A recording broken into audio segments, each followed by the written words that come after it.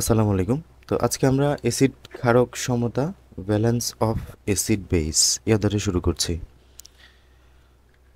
আচ্ছা, তো এই অধ্যায়ে আমরা কি কি বিষয় নিয়ে আলোচনা করব তা যদি একবার দেখে যাই, আমরা পড়ব অম্লকার লবণের বৈশিষ্ট্য। অম্ল, ক্ষার, লবণ, অ্যাসিড, বেস, দেন সল্ট, এইগুলার বৈশিষ্ট্য।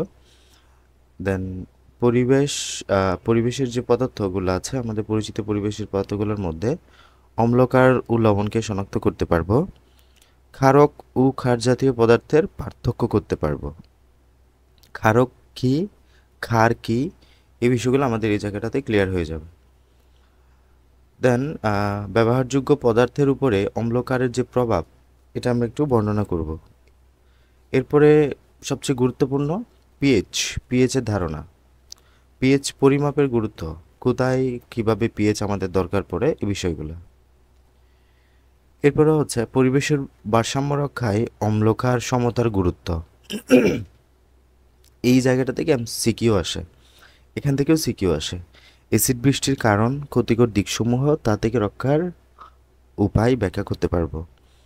পানি চক্র খুব একটা আসে না, পানির ক্ষরতা, কর পানি, এগুলো থেকে এমসিকিউ কগুলো আসে সচরাচর। তোমাদের অধ্যায় তো অনেকগুলা, 13-14টা করে অধ্যায় আছে, তাই না? কিন্তু তোমাদের সিকিউ আসবে কয়টা? 8টা। সিকিউ আসবে 8টা। তো এমন 4-5টা অধ্যায় থাকবে যেখান থেকে তোমার কোনো সিকিউ আসবে না। ওই অধ্যায়গুলো থেকে, তার মানে ওই অধ্যায়গুলো কি পড়বো না? নিশ্চয়ই না। মনে করো এই অধ্যায় থেকে সিকিউ আসার সম্ভাবনা তুলনামূলকভাবে কম, তার মানে অধ্যায়টা কি পড়বো না? এটা না। এখান থেকে আমাদের এমসিকিউ দিবে, যেহেতু সিকিউ দিতে পারবে না, সিকিউ দিবে না যখনই, তখন এখান থেকে এমসিকিউ ঢোকাই দিবে। আর যখন সিকিউ দিবে না, তখন অন্য সিকিউর মধ্যে ক খ ঢুকাই দিতে পারে। তো এই জন্য পড়তে হবে আসলে সব, মানে এমন না যে তুমি কোনো চ্যাপ্টার স্কিপ করবা, দিস ইজ নট পসিবল। তুমি চ্যাপ্টার স্কিপ করে ফুল মার্কস আনসার করতে পারবে না কখনো। হয় কখতে আটকে যাবা, না হয় এমসিকিউতে আটকে যাবা, সিকিউতে তো আটকাইতেই পারো। এরপরে পানি বিশুদ্ধকরণের দূষণের কারণ, পরিশোধন, আর্সেনিকযুক্ত পানি পান করানোর ক্ষতিকর দিক, এই বিষয়গুলো ছোটোখাটো কিছু বিষয় আছে, এই বিষয়গুলো নিয়ে আমরা পড়ব। তো আমাদের শুরুর আলোচনা অ্যাসিড নিয়ে। অ্যাসিড কি? তো অ্যাসিড শব্দটার সাথে তোমরা আশা করি পরিচিত অনেক আগেই। তো অ্যাসিড হচ্ছে এক ধরনের গুরুত্বপূর্ণ রাসায়নিক দ্রব্য যা পানিতে দ্রবীভূত করলে অ্যাসিডের অণু বিয়োজিত হয়ে হাইড্রোজেন আয়ন বা প্রোটন দান করে। তাহলে এক কথায় অ্যাসিড হচ্ছে তারা যারা প্রোটন দান করে। তাহলে যখন কোনো অ্যাকুয়াস বা সলিউশনে the substance who donate proton or hydrogen ion, যে প্রোটন দান করবে, যে প্রোটন বা হাইড্রোজেন আয়ন দান করবে, এটাকে প্রোটন কেন বলছি? আমরা জানি হাইড্রোজেন হলো এক, হাইড্রোজেন এক মানে এখানে ইলেকট্রন আছে একটা, প্রোটন আছে একটা। যখন তুমি হাইড্রোজেন প্লাস বলতেছো, তার মানে এখানে যে একটা ইলেকট্রন ছিল এটা তুমি দান করে ফেলছো, শুধুমাত্র একটা প্রোটন আছে, এই জন্য হাইড্রোজেন প্লাসের অপর নাম প্রোটন। তো এই যে যখন কোনো দ্রব্য বা কোনো রাসায়নিক পদার্থ সলিউশনে, এটা সলিউশনে পানিতে দ্রবীভূত হয়ে হাইড্রোজেন আয়ন দান করে, তখন তাকে আমরা অ্যাসিড বলতে পারি। অ্যাসিডের যদি কয়েকটা সংজ্ঞা আছে, তোমরা এইচএসসিতে গেলে এই বিভিন্ন টাইপ, বিভিন্ন মতবাদ আছে অ্যাসিড নিয়ে। অ্যাসিড ক্ষারক মতবাদ, এই অ্যাসিড ক্ষারক মতবাদ পড়লে বিস্তারিত আর একটু পড়বা। শুধুমাত্র যে হাইড্রোজেনের দান করলেই তাকে অ্যাসিড বলবো তা কিন্তু না, এখানে আরও অ্যাসিড বলার আরও কিছু শর্ত আছে। মনে করো আমরা যে সিলিকন ডাইঅক্সাইড আছে, সিলিকন ডাইঅক্সাইড, তারপর মনে করো সিলিকন ডাইঅক্সাইড, এটাতে এটা এক প্রকার অ্যাসিটিক পদার্থ আছে। কার্বন ডাইঅক্সাইড, এটা অম্লীয় পদার্থ। তো এটা কি কখনো হাইড্রোজেনের দান করতে পারবে? তারপরেও কেন এটাকে আমরা অ্যাসিড জাতীয় পদার্থ বলছি? আবার আমরা ক্ষারের যখন সংজ্ঞা বলবো, ওয়েজ যখন দান করবে তাদেরকে বলবো আমরা ক্ষার। হ্যাঁ, যারা হাইড্রোক্সিল ডোনেট করবে অ্যাকোয়াস সলিউশনে, দে আর কল্ড বেস। তো এই যে এখানে যাদের মাঝে ওয়েজ থাকবে তারাই তো হাইড্রোক্সিল দান করতে পারবে। বাট অ্যামোনিয়া, NH3, এটার মাঝে তো কোনো ওয়েজই নাই, তারপরেও এটা কেন ক্ষার? তারপরে হোয়াই এটা ক্ষার? তো এগুলোর উত্তর আপাতত তোমাদের জানার দরকার নাই, অত ডিপলি আমি বলবো না, বললেও তোমাদের মনে রাখার কোনো দরকার নাই বা মনে রাখতে অসুবিধাও হবে। তো আপাতত তোমাদের যতটুকু দেওয়া আছে ততটুকু জানো যে অ্যাসিড কারা, যারা হাইড্রোজেন আয়ন দান করবে বা প্রোটন দান করবে। উদাহরণ হিসেবে জানবা হাইড্রোক্লোরিক অ্যাসিড হাইড্রোজেন আয়ন দান করতে পারে, সালফিউরিক অ্যাসিড হাইড্রোজেন আয়ন দান করতে পারে, এবং এরা হচ্ছে তীব্র অ্যাসিড। ঠিক আছে, HCl এই যে হাইড্রোজেন আয়ন দান করবে, সালফিউরিক অ্যাসিড যে হাইড্রোজেন আয়ন দান করবে। এরপরে কার্বনিক অ্যাসিড যারা এবং এসিটিক অ্যাসিড এরা মৃদু অ্যাসিড। তাহলে এখানে আমাদের দুটো উদাহরণ দেওয়া আছে, একটা হচ্ছে তীব্র অ্যাসিড, একটা হচ্ছে মৃদু অ্যাসিড। এই যে HCl হচ্ছে তীব্র অ্যাসিড, সালফিউরিক অ্যাসিড হচ্ছে তীব্র অ্যাসিড। বাট এই যে H2CO3 বা কার্বনিক অ্যাসিড এবং এসিটিক অ্যাসিড CH3COOH এরা হলো মৃদু অ্যাসিড। H2CO3 এবং এসিটিক অ্যাসিড এরা হচ্ছে মৃদু অ্যাসিড। কেন এরা জলীয় দ্রবণে কম পরিমাণে বিয়োজিত হয়? কেন তারা মৃদু অ্যাসিড, কেন তারা তীব্র অ্যাসিড? এই যে অ্যাসিড সমূহ জলীয় দ্রবণে সবচেয়ে বেশি পরিমাণে বিয়োজিত হবে, বিয়োজনের হার অনেক বেশি। বাট এই যে যেগুলোর মৃদু অ্যাসিড তাদের বিয়োজনের হার খুবই কম। এই যে যারা সবল অ্যাসিড তাদের বিয়োজনের হার অনেক বেশি, যারা মৃদু অ্যাসিড তাদের বিয়োজনের হার অনেক কম হয়। HCl সালফিউরিক অ্যাসিডের বিয়োজন বোঝাতে একটি মাত্র তীরচিহ্ন ব্যবহার করা হয়েছে। এর অর্থ হলো HCl এবং সালফিউরিক অ্যাসিড সম্পূর্ণ 100% বিয়োজিত হয়। 100% বলাটা ঠিক না, মানে মনে করো অলমোস্ট 100% আর কি, অলমোস্ট 100% তারা বিয়োজিত হয়, তার মানে বিয়োজনের হার অনেক বেশি। বাট এই যে অন্য যে দুটো অ্যাসিড রয়েছে, এসিটিক অ্যাসিড এবং কার্বনিক অ্যাসিড, এই দুটো অ্যাসিড খুব কম পরিমাণে বিয়োজিত হয়। তো উদাহরণ হিসেবে বলা হয়েছে যে 25 ডিগ্রি সেন্টিগ্রেডের তাপমাত্রায় 1000টা অ্যাসিটিক অণুর মধ্যে মাত্র 4টি অণু বিয়োজিত হয়, বাকি 996টা অণু অবিয়োজিত অবস্থায় থাকে। এই জন্য এটা আসলে তোমার এই যে দুর্বল অ্যাসিড আমরা বলছি, মৃদু অ্যাসিড আমরা বলছি। তো অ্যাসিড এবং পানি দ্রবণের মধ্যে অ্যাসিডের পরিমাণ যদি বেশি থাকে তাকে গাঢ় অ্যাসিড বলা হয়। তাহলে গাঢ় অ্যাসিডের সংজ্ঞাটা একটু দেখে নাও। অ্যাসিড এবং পানির মধ্যে যদি আমরা যদি অ্যাসিডের পরিমাণ বেশি থাকে তাকে আমরা বলি গাঢ় অ্যাসিড। আর যদি এখানে তোমার পানির পরিমাণ বেশি থাকে তাহলে তাকে কী বলবা? লঘু অ্যাসিড বলবা। ঠিক আছে, তাহলে গাঢ় অ্যাসিড কাকে বলে, লঘু অ্যাসিড কাকে বলে? তোমরা অ্যাসিড মানে বুঝছো HCl, অ্যাসিড মানে বুঝছো H2SO4। এটা তুমি অ্যাকোয়াস সলিউশনে দেওয়া ছাড়া এটা অ্যাসিডের ধর্ম দেখাইতে পারবে না। মানে তুমি যখন H2SO4 মনে করো একটা এটা হচ্ছে একটা তোমার পাথরের টুকরার মতো, যতক্ষণ এটা তুমি শুকনো অবস্থায় রাখবা ততক্ষণ পর্যন্ত এটার অ্যাসিডিক যে ধর্ম এটা সে দেখাইতে পারবে না। এটা তখনই তার অ্যাসিডিক ধর্মটা দেখাইতে পারবে যখন তার সাথে তুমি পানি মিশ্রিত করবা, অ্যাকোয়াস সলিউশনে নিয়ে আসবা, জলীয় অবস্থায় নিয়ে আসবা। তো এই যে এটাই হচ্ছে আমাদের ধর্ম। যখন তুমি পানি মিশাবা, যখন পানি মিশাইতে যাবা তখন অ্যাসিডের পরিমাণ যদি বেশি হয় পানির চাইতে, তখন তাকে বলবা গাঢ় অ্যাসিড। যখন পানির তুলনায় পানির পরিমাণটা তুমি বেশি দিয়ে দিবা অ্যাসিডের চাইতে, তখন সেটা হবে লঘু অ্যাসিড। অ্যাসিড টক স্বাদযুক্ত হয়। তোমরা অনেকে তেঁতুল খেয়েছ, তেঁতুলের টার্টারিক অ্যাসিড থাকে। এবং আমাদের অ্যাসিড কেমন? অ্যাসিড হচ্ছে নীলা, অ্যাসিড হচ্ছে নীলা, নীল লিটমাসকে লাল করে, আর ক্ষার হচ্ছে তার উল্টা, লালকে সে নীল করে। এই যে আমাদের ক্যালসিয়াম অক্সাইড HCl আমাদের অ্যাসিডের ধাতব অক্সাইড, অ্যাসিড ধাতব অক্সাইডের সাথে বিক্রিয়া করে। এটা ক্যালসিয়াম একটা ধাতু না, ক্যালসিয়াম হচ্ছে আমাদের দ্বিতীয় গ্রুপের মৌল, একটা মৃৎক্ষার ধাতু। অক্সাইড মানে অক্সিজেনের সাথে বিক্রিয়া করে একটা অক্সাইড, এই জন্য বলতেছে ধাতব অক্সাইড। এই ধাতব অক্সাইডের সাথে বিক্রিয়া করে সে কি উৎপন্ন করতেছে? লবণ প্লাস পানি উৎপন্ন করতেছে। সেমভাবে সে ধাতুর সাথেও বিক্রিয়া করে, আমাদের লবণ প্লাস পানি উৎপন্ন করে। এই যে সোডিয়াম একটা ধাতু, এই যে HCl, এগুলোর সাথে বিক্রিয়া করে সোডিয়াম প্লাস হাইড্রোজেন গ্যাস উৎপন্ন করে। এখানে কিছু উদাহরণ দেওয়া আছে, এগুলো আসে পরীক্ষায়। দুধের মধ্যে কোন অ্যাসিড পাওয়া যায়? ল্যাকটিক অ্যাসিড পাওয়া যায়। দুধের মধ্যে কোন অ্যাসিড পাওয়া যায়? ল্যাকটিক অ্যাসিড পাওয়া যায়, দুধের মধ্যে ল্যাকটিক অ্যাসিড পাওয়া যায়। হ্যাঁ, এই যে অনেকেই কিন্তু আবার দুধ খেয়ে সহ্য করতে পারবে না, পারে না, এটা তো অনেকেই মনে হয় জানো। মানে অনেকেই দুধ হজম করতে পারে, কারণ কি? এই যে ল্যাকটিক অ্যাসিডটা মানে পাকস্থলীতে আমাদের অনেকের তোমার ল্যাকটিক অ্যাসিডটা তোমার মেটাবলিজম বা আমরা যেটাকে অ্যাবজর্পশন বলে, অ্যাবজর্পশনে তো অসুবিধা হয়। এর জন্য অনেকে দেখবে ল্যাকটিক অ্যাসিড টা নিতে পারে না, দুধ খাইতে পারে না বা বদহজম হয়ে যায়। সফট ড্রিঙ্কসে কোন অ্যাসিড থাকে? কার্বনিক অ্যাসিড থাকে। সফট ড্রিঙ্কসে কার্বনিক অ্যাসিড থাকে। কমলা লেবু বা লেবুতে সাইট্রিক অ্যাসিড থাকে। তেঁতুলে টার্টারিক অ্যাসিড থাকে। ভিনেগারে ইথানোয়িক অ্যাসিড থাকে। বলো, ভিনেগারে ইথানোয়িক অ্যাসিডের পরিমাণ কত পার্সেন্ট?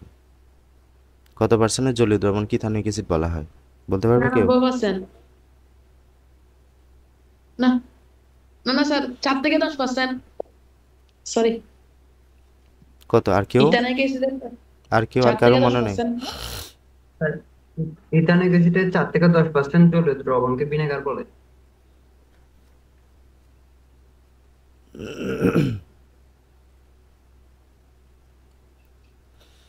ওকে, তো চায়ে কোন অ্যাসিড থাকে? টেনিক অ্যাসিড থাকে। এই খাদ্যগুলো যখন আমরা খাই তখন খাদ্যের মাধ্যমে এই অ্যাসিডগুলো আমাদের দেহে প্রবেশ করে। অ্যাসিডগুলো আমাদের পরিপাকে সাহায্য করে, রোগ প্রতিরোধ করে। আবার আছাড়যুক্ত যে অনেক অ্যাসিডযুক্ত আছাড় জাতীয় অনেক অ্যাসিডযুক্ত খাদ্য আছে যেগুলো আমাদের রুচি বৃদ্ধি করে। এইসব অ্যাসিড দুর্বল প্রকৃতির হওয়ায় আমাদের শরীরের জন্য কোনো ক্ষতি করে না। আবার এগুলা খেতে টক স্বাদযুক্ত হয়। আমাদের পাকস্থলীর দেয়ালে হাইড্রোক্লোরিক অ্যাসিড উৎপন্ন হয়। এটা অত্যন্ত শক্তিশালী অ্যাসিড। এইটা আমাদের পাকস্থলীতে খাদ্যকণা ভাঙতে সাহায্য করে। ঠিক আছে? এটা অনেক সময় দেখা গেল পাকস্থলীর দেয়াল থেকে অতিরিক্ত HCl নিঃসৃত হলে পাকস্থলীর দেয়ালের কোষগুলা ভাঙতে শুরু করে। তাহলে আমাদের পাকস্থলীতে কোন অ্যাসিড নিঃসৃত হয়? হাইড্রোক্লোরিক অ্যাসিড বা HCl। এটার কাজ কি? আমরা যে খাবার খাই ওখানে তো অনেক জীবাণু থাকতে পারে, ওই জীবাণুগুলোকে ধ্বংস করে সে। তাছাড়া আমরা যে খাদ্য খাই এগুলোকে ছোটো ছোটো টুকরায় পরিণত করতে সাহায্য করে, খাদ্যকে ভাঙতে সাহায্য করে, ব্রেকডাউন করতে সাহায্য করে। তো অনেক সময় দেখা যায় আমাদের পাকস্থলীর যে মিউকোসা মেমব্রেন আছে, মিউকাস মেমব্রেন, ওখানে অ্যাবনর্মালিটিসের কারণে এখান থেকে অতিরিক্ত HCl কখনো নিঃসৃত হইতে পারে। মূলত পাকস্থলীর প্যারাইটাল নামক একটা সেল আছে, প্যারাইটাল কোষ থেকে HClটা নিঃসৃত হয়। তো কখনো কোনো কারণে যদি এই যে এখানে অ্যাবনর্মালিটিস দেখা যায়, অতিরিক্ত HCl নিঃসরণ হয়ে পাকস্থলীর দেয়ালের কোষগুলা ভাঙতে শুরু করে, তখন খাদ্য গ্রহণ না করে ক্ষুধার্ত অবস্থায় থাকলে অর্থাৎ পাকস্থলী খালি রাখলে নিঃসৃত হাইড্রোক্লোরিক অ্যাসিড পাকস্থলীর দেয়ালের কোষগুলোকে ভেঙে এখানে ক্ষতের সৃষ্টি করে, মানে ঘায়ের সৃষ্টি করে, ঘা। তো এর ফলে পেটে ব্যথার সৃষ্টি হয়, এটাকে পেপটিক আলসার বলি। পেপটিক মানে হচ্ছে পাকস্থলী, পেপটিক শব্দের মানে বোঝাচ্ছে হলো পাকস্থলী, আর আলসার শব্দটা হচ্ছে প্রদাহ। আলসার শব্দটা হচ্ছে কি? আলসার শব্দটা হচ্ছে প্রদাহ বা ঘা। তাহলে পেপটিক আলসার মানে কি বোঝাচ্ছে? পাকস্থলীর প্রদাহ। কাজেই যেসব খাদ্য খেলে অতিরিক্ত অ্যাসিড নিঃসৃত হয় সেগুলো পরিহার করতে হবে, আবার বেশি সময় ধরে পেট খালি রাখাও পরিহার করতে হবে। এখানে কিছু পরীক্ষা নিরীক্ষা দেওয়া আছে, এগুলো তোমরা এমনি পড়তে পারো। এখানে লাইক ফার্স্ট লাইনটা পড়বা, সকল অ্যাসিড টক স্বাদযুক্ত হয়। টক স্বাদযুক্ত বা এখানে আমাদের এটার কিছু কারণ বলা আছে। এটা তোমার ল্যাবরেটরিতে অ্যাসিড মুখে নেওয়া যাবে না, জিহ্বায় লাগলে এটা ক্ষতির সৃষ্টি করতে পারে। তেঁতুলের মধ্যে টার্টারিক অ্যাসিড থাকে, তেঁতুল মুখে নাও, তবে তেঁতুল টক স্বাদযুক্ত হবে, মানে এটা পাবা। ক্ষয়কারী, করোসিভ হয়। আমাদের অ্যাসিডটা একটা পদার্থ হচ্ছে করোসিভ, সে ক্ষয়কারী হয়। অ্যাসিডের মধ্যে একখণ্ড লোহার পাত রাখলে লোহার পাতটি পৃষ্ঠতল ক্ষয়ে ঝাঁঝরা হয়ে যাইতে পারে। লিটমাস পরীক্ষা ওই যে যেটা বললাম, নীলা, তারপর নীলকে লাল করে সে।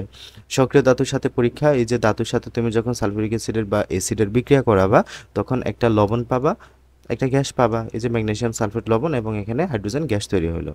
ধাতব কার্বনেট, এই যে ধাতব মানে কি? যে কোনো ধাতু, লিথিয়াম, ম্যাগনেসিয়াম, সোডিয়াম, ক্যালসিয়াম, যে কোনো কিছু নিতে পারে। আমরা ক্যালসিয়াম নিলাম, এটা একটা ধাতু। কার্বনেট কেন? এই যে কার্বন CO3 নিলাম, CO3 2-, হ্যাঁ, এখানে ক্যালসিয়াম 2+, যোজনী চলে গেল। ক্যালসিয়াম কার্বনেটের সাথে আমি কি দিলাম? HCl যখন বা যে কোনো অ্যাসিড যখন দিব, ক্যালসিয়াম ক্লোরাইড, এই যে ক্যালসিয়ামের সাথে ক্লোরাইড যাবে, এটা পজিটিভ, এটা নেগেটিভ, এটা পজিটিভ, এটা নেগেটিভ। এই পজিটিভ জায়গায় নেগেটিভের সাথে ক্যালসিয়াম ক্লোরাইড ফর্ম করবে, পানি ফর্ম করবে, কার্বন ডাইঅক্সাইড ফর্ম করবে। সেমভাবে এখানেও এরপরে ক্যালসিয়াম ক্লোরাইড, কার্বন ডাইঅক্সাইড এগুলো আবার বিক্রিয়া করে ক্যালসিয়াম বাইকার্বনেট তৈরি করতে পারে। এটাকে আমরা কি বলি? Calcium bicarbonate. এই যে সোডিয়াম কার্বনেটটা সালফিক অ্যাসিডের সাথে বিক্রিয়া করে সোডিয়াম সালফেট, পানি এবং কার্বন ডাইঅক্সাইড উৎপন্ন করতে পারে, এগুলো পড়বা। ক্যালসিয়াম নাইট্রেট, তারপর ক্যালসিয়াম কার্বনেট নাইট্রিক অ্যাসিডের সাথে বিক্রিয়া করে ক্যালসিয়াম নাইট্রেট, ওয়াটার এবং কার্বন ডাইঅক্সাইড ফর্ম করবে। এই বিক্রিয়াগুলো হাতে লিখে করবা, তাহলে বিক্রিয়া লেখার প্র্যাকটিস হবে। তুমি রসায়ন পড়তেছো, যদি বিক্রিয়া লিখে তোমার রসায়ন অ্যান্সার স্ক্রিপ্টে যদি কয়েকটা বিক্রিয়া লেখা না থাকে, রসায়ন যে লিখছো বা রসায়ন যে পরীক্ষা দিয়েছো, এটার মানে জাস্ট খাতার সৌন্দর্যটা বা স্যুট করে না ওই জায়গাটাতে। রসায়ন লিখলে কয়েকটা তুমি যেখানে বিক্রিয়া লেখার দরকার লিখে দিবা কয়েকটা, জন্য বিক্রিয়া লেখা প্র্যাকটিস করবা। ধাতব বাইকার্বনেটের সাথে লৌহ অ্যাসিডের বিক্রিয়া, এই যে ধাতব বাইকার্বনেট, ধাতব কেন? কারণ এখানে একটা ধাতু দিছি। বাইকার্বনেট কেন? SiO3 আছে এখানে। ধাতব বাইকার্বনেটের সাথে HCl বিক্রিয়া করে ক্যালসিয়াম ক্লোরাইড, পানি এবং কার্বন ডাইঅক্সাইড তৈরি করে। সোডিয়াম বাইকার্বনেট, এটা হচ্ছে কি? Sodium bicarbonate, NaSCO3। সোডিয়াম বাইকার্বনেটের সাথে সালফিউরিক অ্যাসিড বিক্রিয়া করে সোডিয়াম সালফেট, পানি এবং কার্বন ডাইঅক্সাইড তৈরি করে। এই যে সোডিয়াম বাইকার্বনেট নাইট্রিক অ্যাসিডের সাথে বিক্রিয়া করে সোডিয়াম নাইট্রেট, পানি এবং কার্বন ডাইঅক্সাইড তৈরি করে। ধাতব হাইড্রোক্সাইড, এই যে সোডিয়াম হাইড্রোক্সাইড এর সাথে বিক্রিয়া করে সোডিয়াম ক্লোরাইড এবং পানি উৎপন্ন করে। ধাতব অক্সাইড, এই যে ধাতু এবং অক্সিজেন, ধাতব অক্সাইড এর সাথে বিক্রিয়া করে ক্যালসিয়াম ক্লোরাইড এবং পানি তৈরি করে। সালফিউরিক অ্যাসিড এবং কিউপ্রাস কপার অক্সাইড আমাদের কপার সালফেট এবং পানি তৈরি করে। সেম এগুলো পড়বা। অ্যাসিডের রাসায়নিক ধর্মে পানির ভূমিকা, পানি কতটুকু গুরুত্বপূর্ণ এখানে। তো এই যে এখানে এগুলো পড়ে নিবা, দানাদার যখন থাকে তখন এটা স্পর্শ করেছে, মানে তখন দানাদার থাকবে কোনো অ্যাসিড, আর তখন এটাকে তোমার অ্যাসিড ধর্ম প্রকাশ করবে না, এটা তো বললামই। যখন এটার সাথে তুমি পানি মিশাবা তখন এটা তার অ্যাসিডিক ধর্মটা প্রকাশ করতে সক্ষম হবে। এখন পানির পরিমাণের উপর ডিপেন্ড করবে এটা কি গাঢ় অ্যাসিড হবে নাকি লঘু অ্যাসিড হবে। মনে করো হাইড্রোক্লোরিক অ্যাসিডটা তোমার কি গাঢ় অ্যাসিড, ঠিক আছে, এটা অনেক পরিমাণে তোমার এখানে যখন তুমি গাঢ় অ্যাসিড দিবা পানির পরিমাণটা কম হবে, বাট সাইট্রিক অ্যাসিড দানাতে যখন তুমি পানি দিবা পানির পরিমাণটা বেশি দিলে এটা তোমার হবে কম, আহ, এখানে পানির পরিমাণ বেশি দিলে লঘু অ্যাসিড হবে। তাছাড়া এটা হচ্ছে তোমার সবল অ্যাসিড, এটা হচ্ছে দুর্বল অ্যাসিড। গাঢ় অ্যাসিড নিয়ে যদি একটু পড়ো, যে অ্যাসিডের পানির পরিমাণ তুলনামূলকভাবে কম সেই অ্যাসিডকে গাঢ় অ্যাসিড বলা হয়। ল্যাবরেটরিতে বিভিন্ন সময় বিভিন্ন ধরনের গাঢ় অ্যাসিড ব্যবহৃত হয়, যেমন গাঢ় হাইড্রোক্লোরিক অ্যাসিড এবং গাঢ় সালফিউরিক অ্যাসিড, গাঢ় নাইট্রিক অ্যাসিড। তাহলে গাঢ় অ্যাসিডগুলোর একটু নাম মানে পড়বা। এই অ্যাসিডগুলো হাতে মুখে চোখে শরীরে লাগলে ক্ষতের সৃষ্টি হতে পারে, এই জন্য হাতে গ্লাভস, হ্যান্ড গ্লাভস, চোখে গগলস, মুখে মাস্ক, শরীরে অ্যাপ্রন ইত্যাদি পরিধান করে সতর্কতার সাথে কাজ করতে হবে। এবার আসো গাঢ় হাইড্রোক্লোরিক অ্যাসিড সম্পর্কে এখানে কিছু কথাবার্তা, প্রত্যেক অ্যাসিড সম্পর্কে কিছু কথাবার্তা দেওয়া আছে, এগুলো আমাদের পরীক্ষায় আসে অনেক সময়, ঠিক আছে, এগুলো পড়বো একটু ভালো মতো। গাঢ় hydrochloric acid, hydrogen chloride gas পানিতে দ্রবীভূত হয়ে যে পরিমাণ দ্রবণ উৎপন্ন করে তাকে আমরা হাইড্রোক্লোরিক অ্যাসিড বলি, ঠিক আছে। তাহলে হাইড্রোজেন ক্লোরাইড মূলত একটা গ্যাস, যখনই গ্যাস অবস্থায় থাকবে তখন সে কিন্তু তার মানে অ্যাসিডিক যে ক্যাপাসিটি এটা দেখাইতে পারবে না। যখনই তাকে পানিতে দ্রবীভূত করবা, অ্যাকোয়াস ফর্মে নিয়ে আসবা, এই যে অ্যাকোয়াস ফর্মে নিয়ে আসো না, অ্যাকিউ মানে অ্যাকোয়াস, বাট এখানে সে আছে গ্যাস অবস্থায় সে কাজ করতে পারবে না। যখন তার সাথে লিকুইড পানি হিসেবে দিবা তখনই তে অ্যাকোয়াস অবস্থায় আসবে এবং তখন সে অ্যাসিডিক ক্যাপাবিলিটিটা দেখাইতে পারবে। তুলনামূলক কম পরিমাণ পানিতে অধিক পরিমাণে হাইড্রোজেন ক্লোরাইড গ্যাস দ্রবীভূত করে গাঢ় হাইড্রোক্লোরিক অ্যাসিড তৈরি করা হয়। এই যে কম পরিমাণ পানিতে তুমি অনেক বেশি পরিমাণে HCl দাও, তাহলে তোমার গাঢ় একটা হাইড্রোক্লোরিক অ্যাসিডের সলিউশন তুমি পাবা। গাঢ় HCl দ্রবণ যে বোতলে রাখা হয় সেই বোতলের মুখ খুললেই হালকা কুয়াশার মতো সৃষ্টি হয় এবং তীব্র ঝাঁঝালো গন্ধ পাওয়া যায়। তুমি যখন গাঢ় HClকে কোনো বোতলে রাখবা তখন ওখান থেকে তীব্র কুয়াশার মতো সৃষ্টি হবে, তীব্র ঝাঁঝালো গন্ধ পাবা। এই জন্য কী করতে হবে, মুখ খোলার আগে নাকে মুখে মাস্ক, চোখে নিরাপদ চশমা বা গগলস পরতে হবে। এরপরে গাঢ় নাইট্রিক অ্যাসিড, হ্যাঁ, হাইড্রোজেন ডাইঅক্সাইড গ্যাসকে তুমি যখন পানির সাথে মিশাবা, পানির সাথে দ্রবীভূত করবা, যে অ্যাসিডটা পাবা সেটার নাম হচ্ছে নাইট্রিক অ্যাসিড। তাহলে HNO2 এটার নাম কি বলো, HNO2 এটার নাম হচ্ছে নাইট্রাস অ্যাসিড, HNO2 এটার নাম হচ্ছে নাইট্রাস অ্যাসিড, HNO3 এটার নাম হচ্ছে নাইট্রিক অ্যাসিড, ঠিক আছে। কম পরিমাণে কম পরিমাণে পানিতে অধিক পরিমাণে নাইট্রোজেন ডাইঅক্সাইড গ্যাস দ্রবীভূত করে গাঢ় নাইট্রিক অ্যাসিড তৈরি করা হয়, ঠিক আছে। আর এটা হচ্ছে নাইট্রিক অক্সাইড, এটা কি NO হচ্ছে নাইট্রিক অক্সাইড, ঠিক আছে, NO হচ্ছে নাইট্রিক অক্সাইড, NO2 হচ্ছে নাইট্রোজেন ডাইঅক্সাইড, N2O5 হচ্ছে ডাইনাইট্রোজেন পেন্টঅক্সাইড। আচ্ছা, তো এই যে নাইট্রোজেন ডাইঅক্সাইড পানির সাথে বিক্রিয়া করে এটা নাইট্রিক অ্যাসিড তৈরি করলো, এবং এই যে নাইট্রিক অ্যাসিডটা গাঢ়, যখন এটা কি হবে, যে আগের মতোই HCl হাইড্রোক্লোরিক অ্যাসিডের মতোই, এটা মুখে তুমি মুখ খুললে হালকা কুয়াশার মতো বের হবে, এখানে তীব্র ঝাঁঝালো গন্ধ পাবা, এবং মানে অডর, মানে তোমার গন্ধটা খুবই ঝাঁঝালো হবে। নাইট্রিক অ্যাসিড যে কাচের বোতলে রাখা হয় সে বোতলের বর্ণ বাদামি হয়। এই কোয়েশ্চেনটা গুরুত্বপূর্ণ, তোমাদের খ নাম্বার কোয়েশ্চেনে আসে। নাইট্রিক অ্যাসিড যে বর্ণের বোতলে রাখা হয় সেই বর্ণের বোতলের রং বাদামি হয় কেন, আনসার আসে কেন। এর কারণ হচ্ছে যখন তুমি বাদামি বর্ণের ইয়েতে রাখবা তখন সেখানে আলো প্রবেশ করতে পারবে না ভালো মতো। এই যেখানে যখন বাদামি বর্ণের ইয়েতে রাখবা আলো প্রবেশ করতে পারবে না। তো কোনো কারণে যদি এখানে আলো প্রবেশ করে, যখন এখানে আলো প্রবেশ করবে তখন কিন্তু ঝামেলা। এই যে আলো প্রবেশ করলে এখানে এই যে আমাদের নাইট্রিক অ্যাসিডের অণুগুলা এটা আলোর উপস্থিতিতে ভেঙে যায়, ভেঙে গিয়ে এটা তোমার এই যে জাস্ট বিক্রিয়া করে। এখন এই বিক্রিয়াটাকে রোধ করার জন্য এটাকে আমাদের এমন সিচুয়েশন রাখতে হয় যেখানে আলো প্রবেশ করতে পারবে না। তো এটার সলিউশন হচ্ছে আমরা বাদামি বর্ণের বোতলে রাখতে পারি।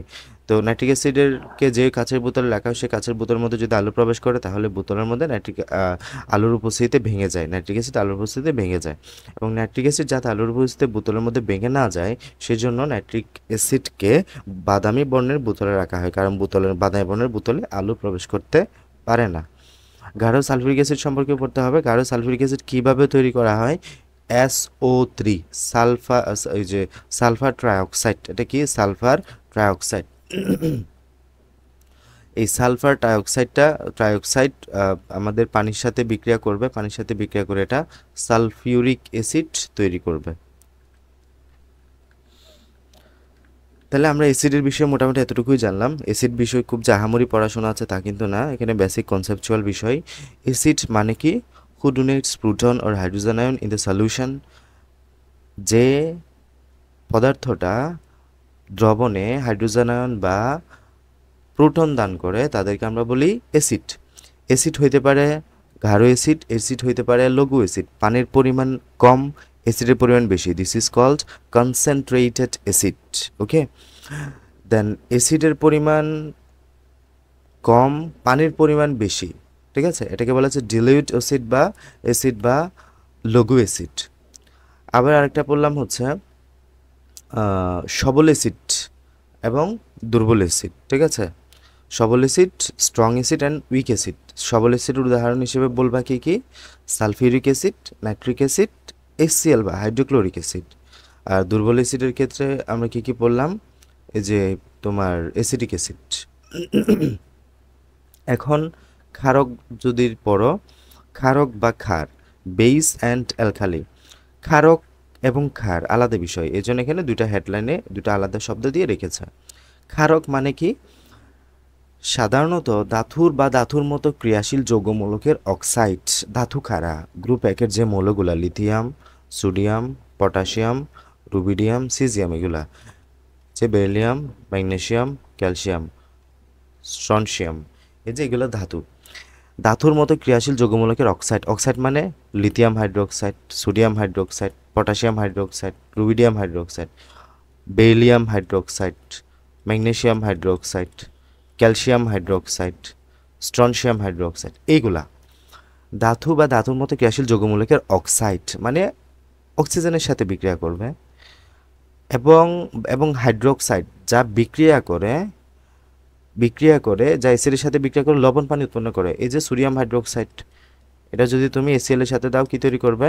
লবণ পানি উৎপন্ন করবে না, সোডিয়াম ক্লোরাইড লবণ প্লাস পানি তৈরি করবে। তাহলে এই যে সোডিয়াম হাইড্রোক্সাইড প্লাস HCl লবণ পানি তৈরি করলো। তাহলে যে ধাতু বা ধাতুর মধ্যে ক্রিয়াশীল অক্সাইড বা হাইড্রোক্সাইড, তাহলে অক্সাইড কেন বলতেছে? ওই যে সোডিয়াম অক্সাইড হইতে পারে, লিথিয়াম অক্সাইড হইতে পারে। হাইড্রোক্সাইড কেন? ওই যে সোডিয়াম হাইড্রোক্সাইড, এখানে যেটা দেখালাম এটা hydroxide, sodium hydroxide, lithium hydroxide, এগুলো হাইড্রোক্সাইড, ঠিক আছে। তো এই যে হাইড্রোক্সাইড যখন বিক্রিয়া করবে তখন আমরা অক্সাইড বা হাইড্রোক্সাইড যা বিক্রিয়া অ্যাসিডের সাথে বিক্রিয়া করে লবণ পানি উৎপন্ন করে তাকে আমরা ক্ষারক বলি। তো এই যে ক্যালসিয়াম অক্সাইড, এটা একটা অক্সাইড ধাতুর, এটা HCl এর সাথে বিক্রিয়া করে ক্যালসিয়াম ক্লোরাইড প্লাস পানি উৎপন্ন করে, ক্যালসিয়াম ক্লোরাইড প্লাস পানি উৎপন্ন করে। একটু ওয়েট করো।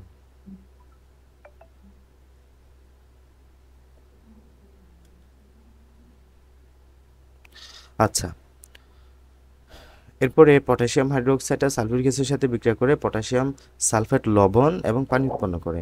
অ্যামোনিয়াম হাইড্রোক্সাইডটা HCl, তাহলে এটা একটা ক্ষার, এটা একটা অ্যাসিড, বিক্রিয়া করে অ্যামোনিয়াম ক্লোরাইড লবণ এবং পানি উৎপন্ন করে। এই যে এখানে ক্যালসিয়াম অক্সাইড, পটাশিয়াম হাইড্রোক্সাইড ছাড়াও আমরা উদাহরণ হিসেবে বলতে পারি সোডিয়াম অক্সাইড Na2O। আমার ওই জায়গায় একটু ভুল হয়েছে, এটা NaO লিখে বলছি, নো, এটা Na2O হবে। কেন? অক্সিজেনের যোজনী কত? 2, সোডিয়ামের যোজনী কত? 1। এই সোডিয়ামের যোজনীটা নিচে আসবে, সোডিয়াম এখানে দুইটাই নিচে আসবে, তার মানে Na2O। এবার কপার অক্সাইড দেন ফেরাস অক্সাইড, এখানে কি CuO কেন? এই যে অক্সিজেনের যোজনী 2, কপারের যোজনী 2, 2 দিয়ে কাটা গেছে। ফেরাস অক্সাইড সেম, এই যে ফেরাস। আর যখন ফেরিক অক্সাইড বলবা Fe2O3, তখন এই যে এই 3টা নিচে আসবে, ফেরিকের যোজনীটা নিচে আসবে, অক্সিজেন যোজনীটা নিচে আসবে, Fe2O3 হবে তখন। Sodium hydroxide, calcium hydroxide, ferrous hydroxide, ammonium hydroxide ইত্যাদি সবাই কিন্তু তোমার ক্ষারক, সবাই কি ক্ষারক। অ্যামোনিয়াম আয়ন, ফসফোনিয়াম আয়ন, এগুলো ধাতুর মতো ক্রিয়াশীল মূলক, মানে তারা ধাতুর মতোই ক্রিয়াশীল, ধাতু যে ফিচারগুলো দেয় এগুলো সেম কাজ করে। তো কোনো ধাতব, কেননা ধাতব আয়ন সোডিয়াম, পটাশিয়াম, অধাতব ক্লোরাইড, সালফেটের সাথে যুক্ত হয়ে আয়নিক যৌগ সোডিয়াম ক্লোরাইড, পটাশিয়াম ক্লোরাইড ইত্যাদি তৈরি করে, যেমনি অ্যামোনিয়ামও ফসফেটও ক্লোরাইড সালফেটের সাথে বিক্রিয়া করে ammonium chloride, phosphorus chloride, sodium ammonium phosphate ইত্যাদি উৎপন্ন করে। অ্যাসিডের সাথে ক্ষারের বিক্রিয়ায় লবণ এবং পানি উৎপন্ন হওয়ার যে বিক্রিয়াকে আমরা অ্যাসিড ক্ষার প্রশমন বিক্রিয়া বলি। তো অ্যাসিড এবং ক্ষার বিক্রিয়া করে আমাদের উৎপন্ন করে লবণ এবং পানি।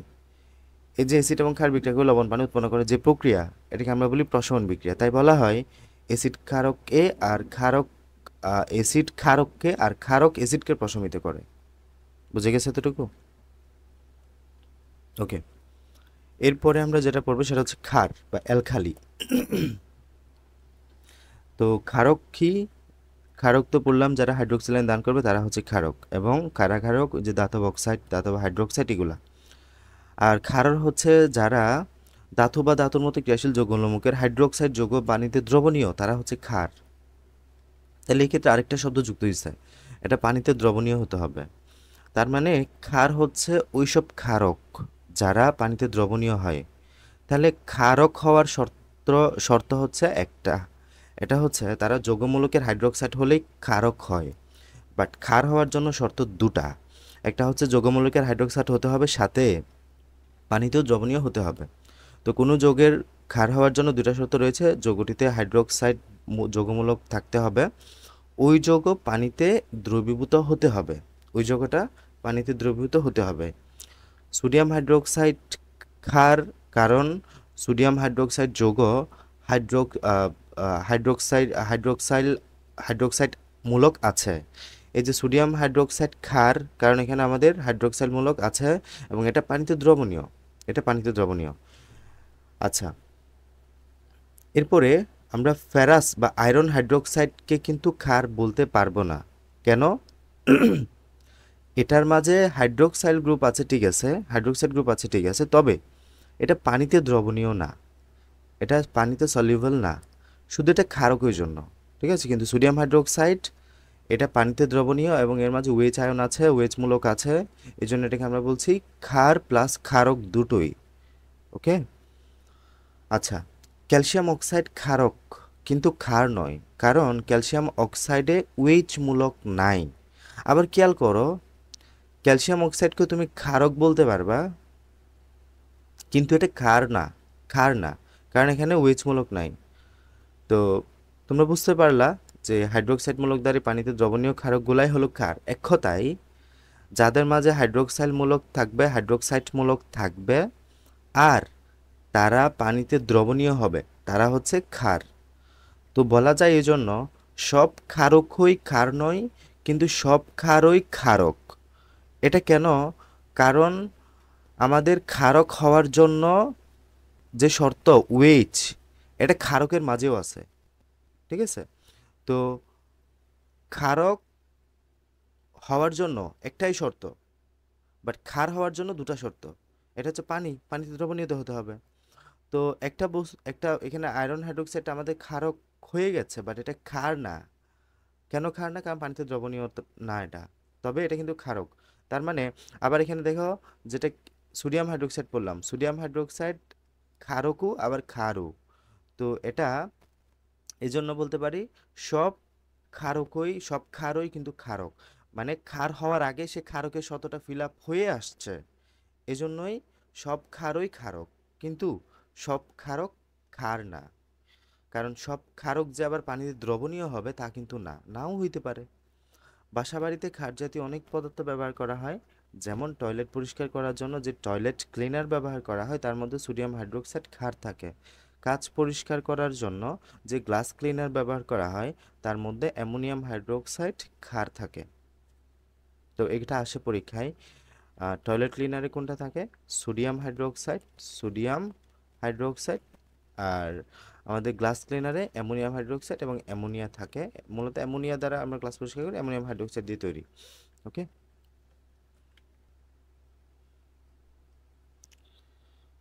লঘু ক্ষারের ধর্মসমূহ, আমরা যেমন এসিডের ধর্ম দেখলাম সেমভাবে আমরা ক্ষারেরও ধর্ম দেখবো। এখন ক্ষারও সেমভাবে আমাদের লঘু হইতে পারে, গাঢ় হইতে পারে। তো এই যে লঘু ক্ষারের যদি আমরা বলি এক্ষেত্রে পানির পরিমাণ, তাহলে কি হবে? পানির পরিমাণ বেশি থাকবে, ক্ষারের পরিমাণ কম থাকবে, এটাকে আমরা লঘু ক্ষার দ্রবণ বলি। লিটমাস পরীক্ষাতে আমাদের অ্যাসিড কি করতো? নীলকে লাল করতো, এই যে এটা লালকে নীল করবে, এটাই। ক্ষার কেমন হয়? পিচ্ছিল পদার্থ হয়।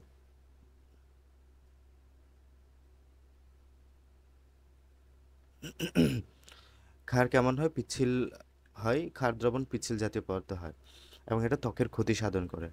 ধাতব লবণের সাথে লঘু ক্ষারের বিক্রিয়া এই যে aluminium nitrate, ferrous nitrate, ferric nitrate, zinc nitrate ইত্যাদি ধাতব লবণের সাথে লঘু ক্ষারের বিক্রিয়া করে সংশ্লিষ্ট ধাতব হাইড্রোক্সাইড তৈরি করতে পারে।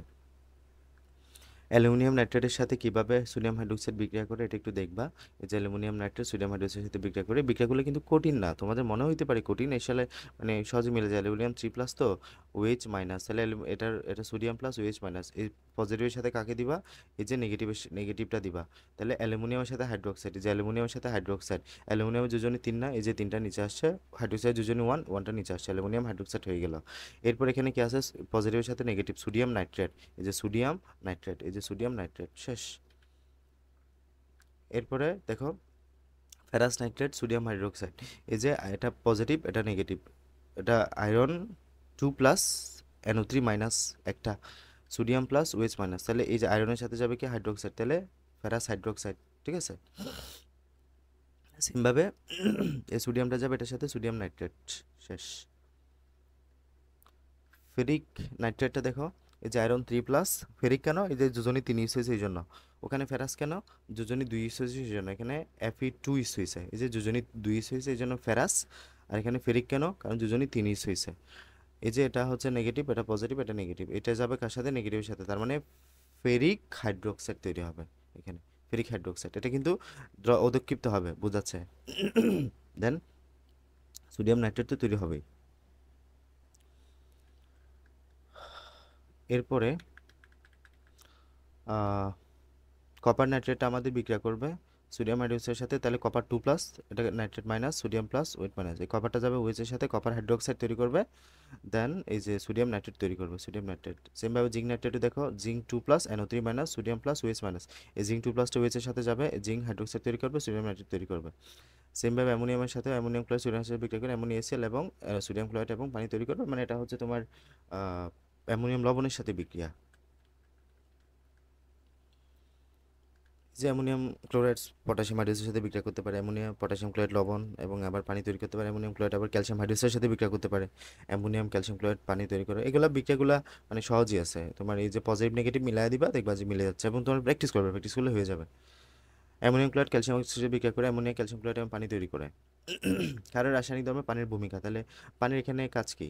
তো পটাশিয়াম হাইড্রোক্সাইড এবং সোডিয়াম হাইড্রোক্সাইড এই দুইটি যৌগই আয়ন থাকে, এই যৌগে আয়ন থাকে, তবে কঠিন অবস্থায় এই আয়ন মুক্ত থাকে না, এগুলোতে দ্রবীভূত করলে সাথে আয়নিত হয়। মানে এটা কঠিন অবস্থায় থেকে আয়ন কেমনে থাকবে? এটা সলিড না, এই সলিড পদার্থ পটাশিয়াম হাইড্রোক্সাইডের কোনো ক্ষারীয় ধর্ম নাই, এই সোডিয়াম হাইড্রোক্সাইডের কোনো ক্ষারীয় ধর্ম, যখন এর সাথে পানি মিশ্রিত করবা অ্যাকোয়াস ফর্মে আসবে তখন এটা আমাদের হাইড্রোক্সিল আয়ন দান করতে পারবে, তখন এটা ক্ষারের ভূমিকাটা দেখাতে পারবে।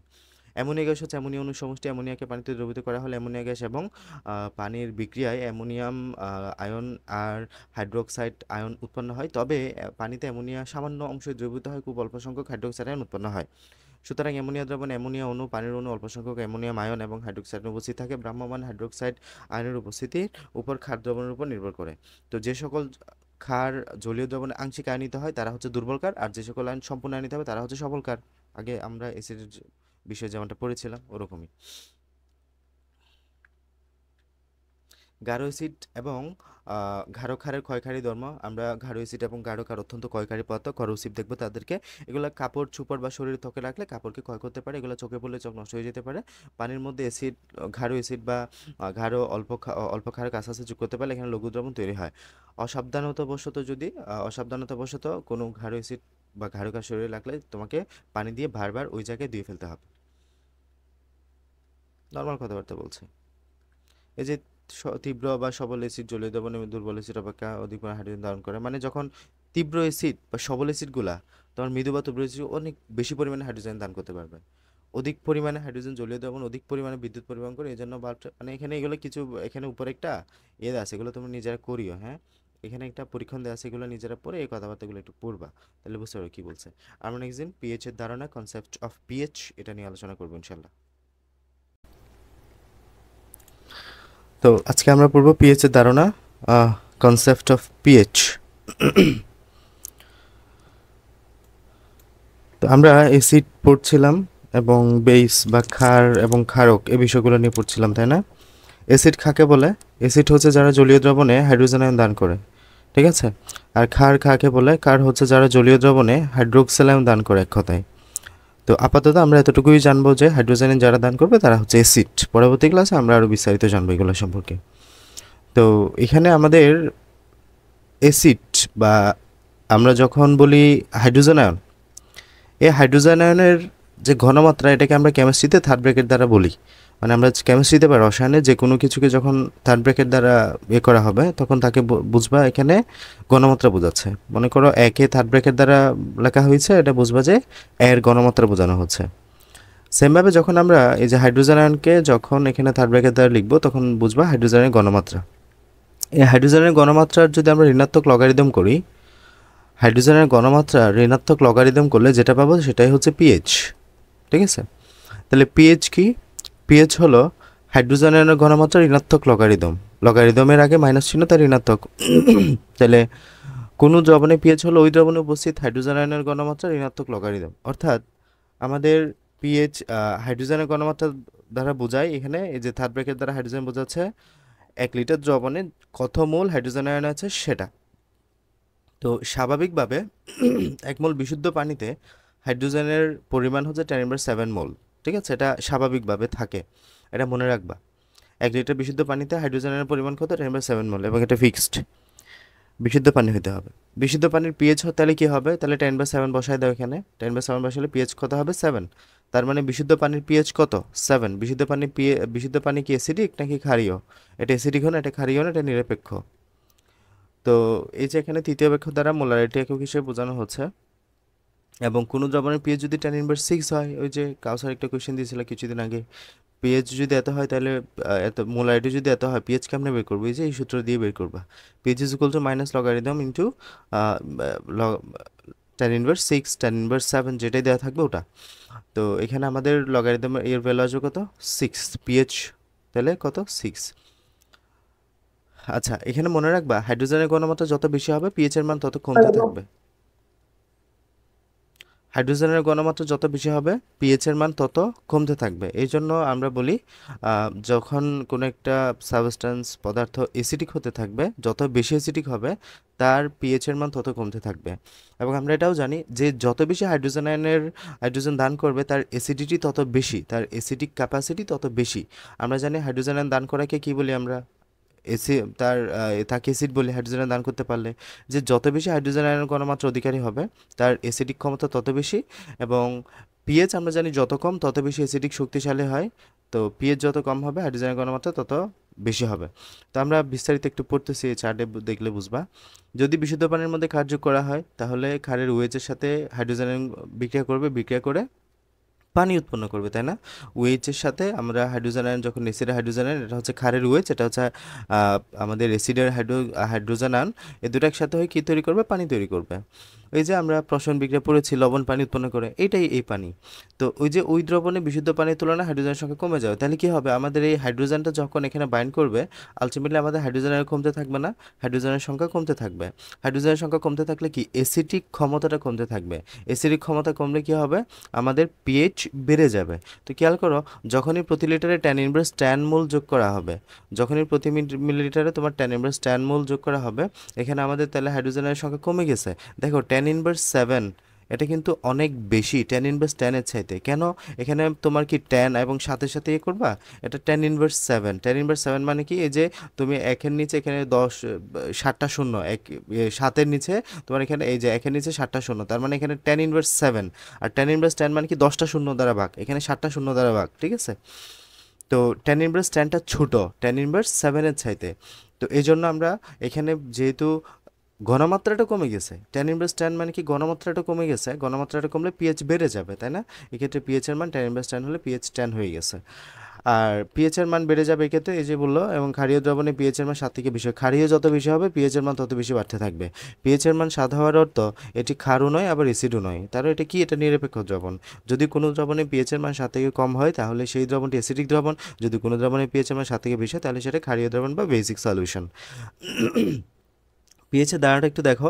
এই জায়গায় আমরা পিএইচ যখন তোমার নিরপেক্ষ পিএইচ বলি, পিএইচ শুরু হবে কত থেকে? 7 থেকে। এটা সবসময় মাথায় রাখবা। নিরপেক্ষ পিএইচের ভ্যালু কত? 7.00। এবং মনে রাখবা এই 7 থেকে তুমি যত বাম দিকে যাইতে থাকবা, 7 থেকে তুমি যত নিচের দিকে যাইতে থাকবা আর কি, 7 থেকে তুমি যত নিচের দিকে যাইতে থাকবে এসিডিক ক্ষমতাটা তত বৃদ্ধি পাবে। আমরা একটা অ্যারো চিহ্ন দিই, হ্যাঁ, অ্যারো চিহ্ন মানে বোঝাচ্ছে হলো এইদিকে এসিডিক ক্ষমতাটা বাড়বে। তাহলে 7 এসিডিক ক্ষমতা নাই, নিরপেক্ষ। 6-এ একটু এসিডিক ক্ষমতা, 5-এ আরেকটু বেশি, 4-এ আরেকটু বেশি, 3-এ আরেকটু বেশি, 2-এ আরেকটু বেশি, 1-এ আরেকটু বেশি, 0-তে একদম সর্বোচ্চ এসিডিক ক্ষমতা। একটা কালার গ্রেডিয়েন্ট দ্বারা বোঝানো হয়েছে বিষয়টা। সবুজ মানে বোঝাচ্ছে নিরপেক্ষ, এরপর হালকা সবুজ, এরপর আস্তে আস্তে হলুদে দেখে গেছে, হলুদ 3, এরপর হলুদ আস্তে আস্তে ডিপ হচ্ছে, এটা কমলা হয়ে একদম লাল হয়ে গেছে। লাল মানে বোঝাচ্ছে আসলে এটা ওই যে আমরা জানি অ্যাসিড কি নীলা না, নীলা, নীলা কি করে সে নীলকে লাল করে না, এই যে ক্ষারীয়র ক্ষেত্রে এটা কি নীল না, এক্ষেত্রে এটা নীলকে লাল করে ফেলে, মানে এই জন্য আমাদের সিম্বলটা লাল হিসেবে ধরা হয়। অ্যাসিডে আমরা এখানে খুব শক্তিশালী বা খুবই গাঢ় লাল বর্ণ পাবো অ্যাসিডের ক্ষেত্রে। ওকে, তো এই যে আমাদের এটাই, তাহলে যদি বলা হয় একটা বস্তুর পিএইচ 3 আর একটা বস্তুর পিএইচ 1, কোনটা বেশি শক্তিশালী? অবশ্যই যার পিএইচ 1 তার বেশি শক্তিশালী। পিএইচ যত কম হবে, পিএইচ যত কম হবে অ্যাসিডিক ক্ষমতা তত বৃদ্ধি পাবে। তার ঠিক উল্টাটা আবার এই পাশে, তুমি যখন 7-এর এই পাশে বাড়াইতে থাকবা, এই পাশে একটা অ্যারো চিহ্ন দিবা, এর মানে বোঝাচ্ছে এদিকে তুমি যত যাইতে থাকবা ক্ষারের ক্ষমতাটা তত বেশি বাড়তে থাকবে, এদিকে তুমি যত যাইতে থাকবা ক্ষারের ক্ষমতাটা তত বাড়তে থাকবে। 7-এর কোনো ক্ষারের মানে ইয়ে নাই, ফিচার নাই, ক্যারেক্টার নাই। 8 হলে পিএইচ, এটা একটু ক্ষারীয়, 9 হলে একটু, 10 হলে আরেকটু, 11 হলে আরেকটু বাড়লো, 12 হলে আরেকটু বাড়লো, 13 হলে আরও অনেক বেশি বাড়লো, 14 হলে একদম সর্বোচ্চ হলো। তাহলে এই ক্ষেত্রে আমাদের সর্বোচ্চ ক্ষারীয় যে পরিমাণ সেটা হচ্ছে 14। অনেক সময় আমাদের গোলাই কিভাবে গোলাই, এ জায়গায় আমরা বলি সর্বোচ্চ পিএইচ এর মান কত হতে পারে, মানে একটা অ্যাসিডের সর্বোচ্চ ভ্যালু অফ পিএইচ, মানে একটা অ্যাসিড সর্বোচ্চ কত ক্ষমতা, সর্বোচ্চ ক্ষমতা তার পিএইচ কত হতে পারে, সর্বোচ্চ ক্ষমতায় তার পিএইচ, এটা হবে 0 নট 1। তোমরা 1 এবং 0-এর মাঝে গোলায় ফেলো, নো, এখানে আমাদের সর্বোচ্চ পিএইচ 0 হইতে পারে কিন্তু। আচ্ছা, তো এই যে এই পাশে আমি যত যাব এটা পিএইচ ভ্যালু তত বাড়তে থাকবে এবং আলটিমেটলি অ্যাসিডের ক্ষারের ক্ষমতাটাও তত বাড়তে থাকবে। তার মানে ক্ষারের ক্ষেত্রে পিএইচের মান যত বেশি সে তত বেশি শক্তিশালী বোঝাবে। কোনো বস্তুর ক্ষারের পিএইচের ভ্যালু 10, এটা যতটুকুন না তার ক্ষারীয় ক্ষমতা আছে, কোনো বস্তুর পিএইচ যদি 13 হয় তার ক্ষারীয় ক্ষমতা তার চেয়ে অনেক বেশি হবে। ওকে, মাথায় রাখবা। তো এটা আস্তে আস্তে দেখো, আস্তে আস্তে গাঢ় বর্ণ এটা নীলের দিকে যাচ্ছে। তো পিএইচ স্কেলের গণনা স্কেল কত? 0 থেকে 14 পর্যন্ত, নট 1 থেকে 14, এটা হবে কত? 0 থেকে 14 পর্যন্ত। এবং নিরপেক্ষ দ্রবণের পিএইচ কত? 7। এবং কোনো দ্রবণের পিএইচ এর মান 7-এর চেয়ে কম হলে, অপরদিকে ক্ষারের দ্রবণের মান অ্যাসিডের ক্ষেত্রে 7-এর চেয়ে কম হয়, ক্ষারের ক্ষেত্রে 7-এর চেয়ে বেশি হয়। এই স্কেলে সবচেয়ে শক্তিশালী পিএইচ এর মান হলো 0। তাহলে সবচেয়ে শক্তিশালী অ্যাসিডের পিএইচ ভ্যালু কত? 0। সবচেয়ে শক্তিশালী ক্ষারের পিএইচ ভ্যালু কত? 14। মনে রাখবা। অ্যাসিড পরিমাপন পদ্ধতি। তো অ্যাসিড আমরা কিভাবে পরিমাপ করতে পারি? তো অ্যাসিডের পরিমাপের জন্য কিছু পদ্ধতি আছে, এগুলো আমাদের এমসিকিউতে আসতে পারে। দ্রবণে হাইড্রোজেনের ঘনমাত্রা থেকে কীভাবে পিএইচ পরিমাপ করতে হয় সেটা তোমরা জেনেছো, এবং এখন প্রক্রিয়ার মাধ্যমে কোনো দ্রবণের পিএইচ কীভাবে পরিমাপ করা হয় সেটা আমরা জানবো। পিএইচ এর মান পরিমাপের জন্য ইউনিভার্সাল নির্দেশক, ইউনিভার্সাল ইন্ডিকেটর হিসেবে ব্যবহার করা হয় কি? PH paper, pH paper, pH metre ইত্যাদি ব্যবহার করা হয়। তাহলে ইউনিভার্সাল ইন্ডিকেটর, ইউনিভার্সাল ইন্ডিকেটর এখানে আছে, ইউনিভার্সাল ইন্ডিকেটর, পিএইচ মিটার এখানে, হ্যাঁ, ইউনিভার্সাল ইন্ডিকেটর, পিএইচ মিটার, লাল নীল, লিটমাস পেপার, এগুলো আমরা ইউজ করি। তো এই যে পিএইচ পরিমাপন পদ্ধতিতে কী ইউজ করা হয় তাহলে এগুলা। দেন ইউনিভার্সাল ইন্ডিকেটর হিসেবে কী কী থাকতে পারে? বিভিন্ন অ্যাসিড ক্ষার নির্দেশকের মিশ্রণ হলো ইউনিভার্সাল নির্দেশক বা ইন্ডিকেটর, এবং ভিন্ন ভিন্ন পিএইচ মানের দ্রবণে ইউনিভার্সাল নির্দেশক ভিন্ন ভিন্ন বর্ণ প্রদান করে, মানে ভিন্ন ভিন্ন পিএইচের জন্য ভিন্ন ভিন্ন বর্ণ প্রদান করে। কোনো দ্রবণে ইউনিভার্সাল নির্দেশক কোনো বর্ণ করবে তা বোঝার জন্য একটা চার্ট রয়েছে, ওই চার্টকে ইউনিভার্সাল নির্দেশক কালার চার্ট বলা হয়। এবং কোনো দ্রবণে কয়েক ফোঁটা ইউনিভার্সাল নির্দেশক যোগ করলে দ্রবণে যে বর্ণ ধারণ করবে সেই বর্ণ ইউনিভার্সাল নির্দেশক কালার চার্টের সাথে মিলিয়ে দ্রবণের পিএইচ বলা হয়। মানে কোনো দ্রবণে কয়েক ফুট ইউনিভার্সাল নির্দেশক নির্দেশ করলে এখানে আমাদের কিছু নির্দেশক পাওয়া যায়। হ্যাঁ, তো এখানে আমাদের একটা চার্ট আছে, এখানে একটা চার্ট আছে। তুমি কি করবা? ইউনিভার্সাল ইন্ডিকেটর নিবা। ইউনিভার্সাল মনে করো এটা একটা পদার্থ, এটা একটা পদার্থ, এই পদার্থের পিএইচ আমি জানি না, এই পদার্থের পিএইচ আমি জানি না, আমি কয়েক ফোঁটা ইউনিভার্সাল ইন্ডিকেটর নিব। ইউনিভার্সাল ইন্ডিকেটর নিয়ে এখানে নিক্ষেপ করবো, এখানে দিব। এখন এখানে এখানে আমি যখন ইউনিভার্সাল ইন্ডিকেটরটা দিব, এখানে একটা নির্দিষ্ট বর্ণে এটা পরিণত হবে, এটার বর্ণটা চেঞ্জ হয়ে যাবে, কালারটা চেঞ্জ হবে। এখন যেই কালার এটা আলটিমেটলি হবে ওই কালারটা আমি দেখবো, এখানে কি কালার হয়েছে, ওই কি কালার হয়েছে এটার সাথে আমাদের এখানে বর্ণ থাকবে, এখানে কিছু একটা চার্টে, ওই চার্টে বিভিন্ন বর্ণ থাকবে, ওই বর্ণের সাথে আমি মিলাবো আমার এখানে কোন বর্ণটা হয়েছে সেটা, এবং ওই বর্ণের যেখানে পিএইচ এর ভ্যালু যত সেটাই হচ্ছে তার পিএইচ। ঠিক আছে, একটা স্পেসিফিক বর্ণের জন্য একটা স্পেসিফিক আমাদের পিএইচ এর ভ্যালু থাকে, আমাদের ওই বর্ণের জন্য আমরা যে পিএইচ এর ভ্যালু পাবো সেটাই হচ্ছে আমাদের পিএইচ এর মান আলটিমেটলি ওই পদার্থের। তাহলে এটা হচ্ছে ইউনিভার্সাল নির্দেশক বা ইউনিভার্সাল ইন্ডিকেটর। এরপরে আসো পিএইচ পেপার। পিএইচ পেপার কি, এই যেখানে আমাদের পিএইচ মিটার দ্বারা আছে, পিএইচ পেপারটা খেয়াল করো। পিএইচ পেপার, অজানা পিএইচ এর মান দ্রবণে জানার জন্য আমাদের পিএইচ এর পেপার ব্যবহার করা হয়। কোনো দ্রবণের মধ্যে এক টুকরো পিএইচ পেপার যোগ করলে পেপারের বর্ণ পরিবর্তন ঘটে। দ্রবণে কত মানের পিএইচ এর মানের জন্য পিএইচ পেপারের বর্ণ কীরূপ হবে তার জন্য একটা কালার, এই সেম ভাবে ওরকমই আসলে একই, এবং এই চার্টের সাথে দ্রবণের পিএইচ পেপারের বর্ণ দেখে অজানা দ্রবণের পিএইচ এর মান জানা যায়, একই একই ঘটনা আমাদের ইউনিভার্সাল ইন্ডিকেটরের মধ্যে।